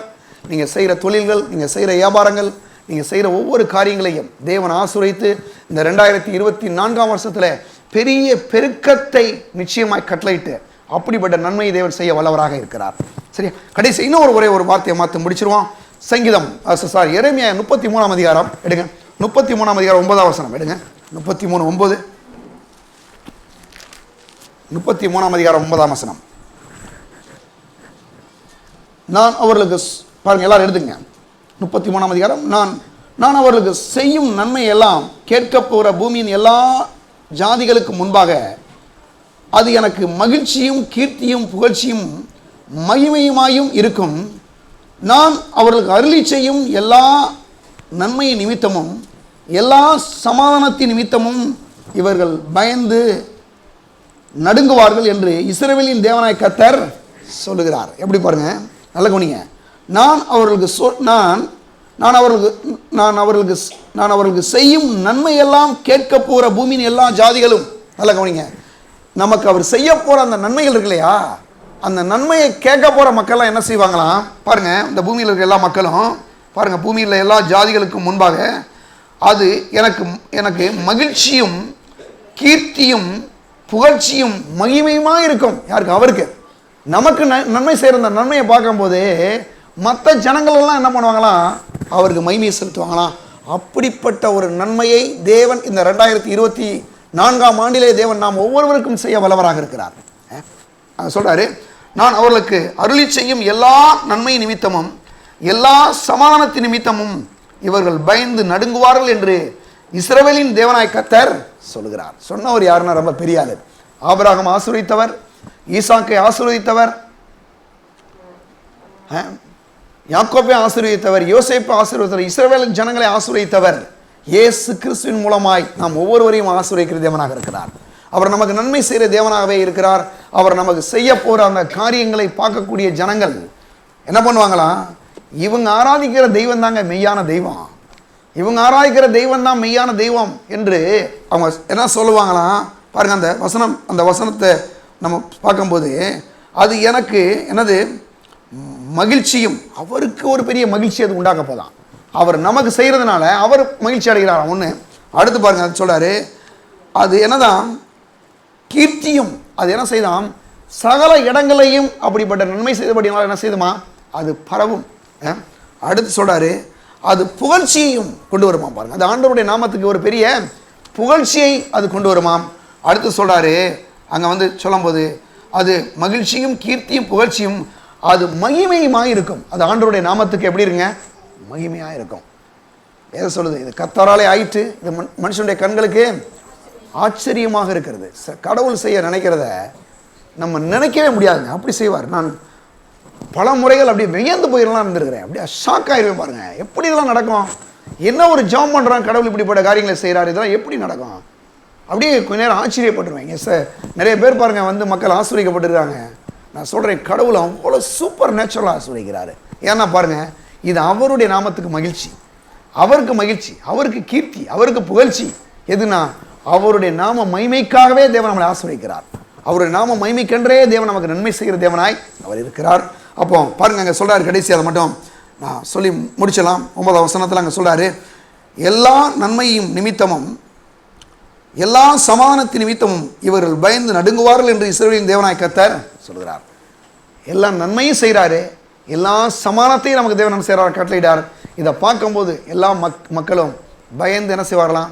நடுங்குவார்கள். அந்த மாதிரி தேவன் இந்த 2024ஆம் ஆண்டிலே நாம் ஒவ்வொருவரையும் கர்த்தர் ஆசீர்வதிக்க போகிறார். கர்த்தர் உங்களை எல்லாரையும் ஆசீர்வதிப்பார். எல்லாரும் எழுதி நிற்போம். எல்லாரும். பரலோக பிதாவே, இந்த வேளையில கூட தேவ சமூகத்தில் நாங்கள் வருகிறோம். ஆண்டவரே, நீ சொன்னீரே ஆண்டவரே, என் ஜனங்கள் நான் அளிக்க நன்மையினால் திருப்தியார்கள் சொன்னீரே. இந்த வேளையில இந்த ஆண்டிலே எங்களுக்கு நீர் கொடுத்த அந்த நல்ல வாக்கு தத்தத்தை ஆண்டவரே ஆண்டவரே அதற்காக நன்றியோடு ஸ்தோத்திரிக்கிறோம். வாக்குத்தத்தத்தை கொடுக்கிறது மட்டுமல்ல ஆண்டவரே, அதை நிறைவேற்றுகிற தேவனா இருக்கிறீர். வருஷத்தின் துவக்கம் முதல் முடிவு வரைக்கும் எங்கள் மீது கண்களை வைத்து ஆண்டவரே ஒவ்வொரு நாளும் எங்களை விசாரித்து புதிய ஆண்டுகளையும் கொண்டு செல்கிற தேவனாக இருக்கிறீர். ஒவ்வொரு வருஷங்களையும் ஆண்டவரே இருக்கிற ஒவ்வொருவர் மேலும் உடைய கல்வாரி இரத்தத்தை நாங்கள் தெளிக்கிறோம். உடைய இரத்த கோட்டைகளை உடைய ஜனங்களை பாதுகாத்துக் கொள்ளும் ஆண்டவரே. இந்த ஆண்டிலே ஒவ்வொரு நாளிலையும் ஒவ்வொரு மணி துளியிலையும் உடைய தெய்வீகமான பாதுகாப்பும் ஆசீர்வாதம் உடைய ஜனங்கள் மேலே தங்கட்டும் கர்த்தாவே. என் ஜனங்கள் நான் அளிக்கும் நன்மையினால் திருப்தியார்கள் சொன்னீர் ஆண்டவரே. ஒவ்வொரு மணி துளியிலையும் உடைய நன்மை உடைய மக்கள் தலையில் மேலே இருக்கட்டும் ஆண்டவரே. ஸ்தோத்திரிக்கிறோம். ஒவ்வொரு குடும்பத்திலையும் தேவ ஆவியானவரை உடைய நன்மையினால் நிரப்புவீராக. உடைய மக்களை ஆசீர்வதிப்பீராக. ஒவ்வொரு சிறுவழிலையும் வாலிப பிள்ளைகளையும் ஒவ்வொரு கணவனையும் ஒவ்வொரு மனைவியும் ஒவ்வொரு வயோதிபர்களையும் கர்த்தாவே ஒவ்வொரு பெற்றோர்களையும் இயேசுவின் நாமத்தினாலே நீர் ஆசீர்வதிப்பீராக. ஆண்டவரே உடைய நன்மையினாலே உடைய ஜனங்களை நிரப்புவீராக. ஆண்டவரே உடைய தேவனுடைய அபிஷேகம் உடைய தேவ நன்மை உடைய ஜனங்கள் மேலே இருக்கட்டும் கர்த்தாவே. ஆமாண்டே சொன்னீரே வருஷத்தை நன்மையால் முடிசூட்டுகிறீர் என்று வாசிக்கிறோமே. இந்த வருஷத்தை உடைய நன்மையினால் முடிசூட்டி இருக்கிறபடியால் உங்களுக்கு நன்றி செலுத்துகிறோம். ஜனங்கள் ஒவ்வொருவரையும் ஆசீர்வதிப்பீராக, பாதுகாத்துக் கொள்வீராக. ஆவியிலே ஆத்மாவிலே சரீரத்திலே கையின் பிரயாசங்களில் உடைய மக்கள் செய்கிற தொழில்களில் வியாபாரங்களில் விவசாயங்களில் ஆடு மாடுகளில் ஆண்டவரே பிள்ளைகளுடைய படிப்பில் எல்லாவற்றிலே வேலைகளிலே ஆண்டவரே உடைய சகல நன்மையினால் ஒவ்வொருவரை நிரப்புவீராக, ஆசீர்வதிப்பீராக. ஒவ்வொரு வாலிப பிள்ளைகளுக்காக நாங்கள் வருகிறோம் ஆண்டவரே. இயேசுவின் நாமத்தினால் ஒவ்வொருவருக்கும் ஆண்டவரே சொல்லியிருக்கிற வார்த்தையின்படி ஏற்ற காலத்தில் ஏற்ற துணையை உண்டாக்குற தெய்வமே உடைய பிள்ளைகளுக்கு அப்படிப்பட்ட ஏற்ற துணையை கட்டளையிட்டதுக்காக நன்றியோடு ஸ்தோத்திரிக்கிறோம். தடைகள் நீங்கட்டும் இயேசுவின் நாமத்தினாலே ஆண்டவரே ஸ்தோத்திரிக்கிறோம் கர்த்தாவே. எல்லாத்தையும் நேர்த்தியாய் செய்கிற தெய்வமே, நேர்த்தியாய் செய்கிற தேவன் ஆண்டவரே, ஒருபோது மாறாதவர், நேற்றும் என்றும் என்றும் மாறாத தேவனே ஸ்தோத்திரிக்கிறோம். வழி வாசல்களும் உடைய ஜனங்களுக்கு திறந்தருள்வீராக, அற்புதங்களை செய்வீராக ஆண்டவரே. வேலை இல்லாத மக்களுக்கு வேலையை நீர் இயேசு நாமத்தில் கட்டளையிடுவீராக ஆண்டவரே, அற்புதங்களை செய்வீராக. பிள்ளை இல்லாதவர்களுக்கு இந்த ஆண்டிலே இயேசு நாமத்தில் பிள்ளையை கட்டளையிடுவீராக ஆண்டவரே. செய்கிறபடியால் நன்றியோடு ஸ்தோத்திரிக்கிறோம். உடைய பிள்ளைகள் மேலே இயேசுவின் ரத்தத்தை தெளிக்கிறோம். உடைய இரத்த கோட்டைகளை நீர் பாதுகாத்துக் கொள்ளுங்கப்பா. ஒவ்வொரு ஜனத்தையும் நீர் இயேசுவின் நாமத்தினால் ஆசீர்வதிப்பீராக. உடைய ஜனங்களை ஆசீர்வாதமாய் நீர் வைத்திருக்கிறபடியால் உடைய சகல நன்மையினால் உடைய ஜனங்களை நிரப்பினபடியால் எங்களுக்கு நீ நன்மை செய்கிறபடியால் உடைய நாமம் புகழ்ச்சியும் கீர்த்தியும் ஆண்டவரே உமக்கு அது மகிழ்ச்சியுமாய் இருக்கிறபடியால் உமக்கு நன்றி செலுத்துகிறோம். ஆண்டவரே நீ நன்மை செய்கிற தேவனா இருக்கிறீர். ஒவ்வொருவருக்கும் சகல நன்மையினால் எங்கள் நிரப்புகிறபடியால் ஸ்தோத்திரிக்கிறோம். சிங்க குட்டிகள் தாழ்ச்சி அடைந்து பட்டினியா இருக்கும், கர்த்தரை தேடுறதுக்கு ஒரு நன்மையும் குறைவிடாதுன்னு சொன்னீர் ஆண்டவரே. சகல நன்மையினாலும் இந்த ஆண்டிலே எங்கள் ஒவ்வொருவரையும் நிரப்புவீராக, ஆசீர்வதிப்பீராக, அபிஷேகிப்பீராக, பாதுகாத்துக் கொள்வீராகப்பா. செய்த காய நன்றி செலுத்துகிறோம். இயேசுவின் நாமத்தில் ஜெபிக்கிறோம் பிதாவே, ஆமென். உடைய கர்த்தராகிய இயேசு கிறிஸ்துவின் கிருபையும் பிதாவாகிய தேவனுடைய அன்பும் பரிசுத்த ஆவியானவருடைய ஐக்கியமும் இப்பொழுதும் எப்பொழுதும் நம்மோடு கூட இருப்பதாக. ஆமென். இயேசு ராஜாவுக்கே ஜெய், இயேசு ராஜாவுக்கே ஜெய், இயேசு ராஜாவுக்கே ஜெய். கர்த்தர் உங்களை ஆசீர்வதிப்பார்.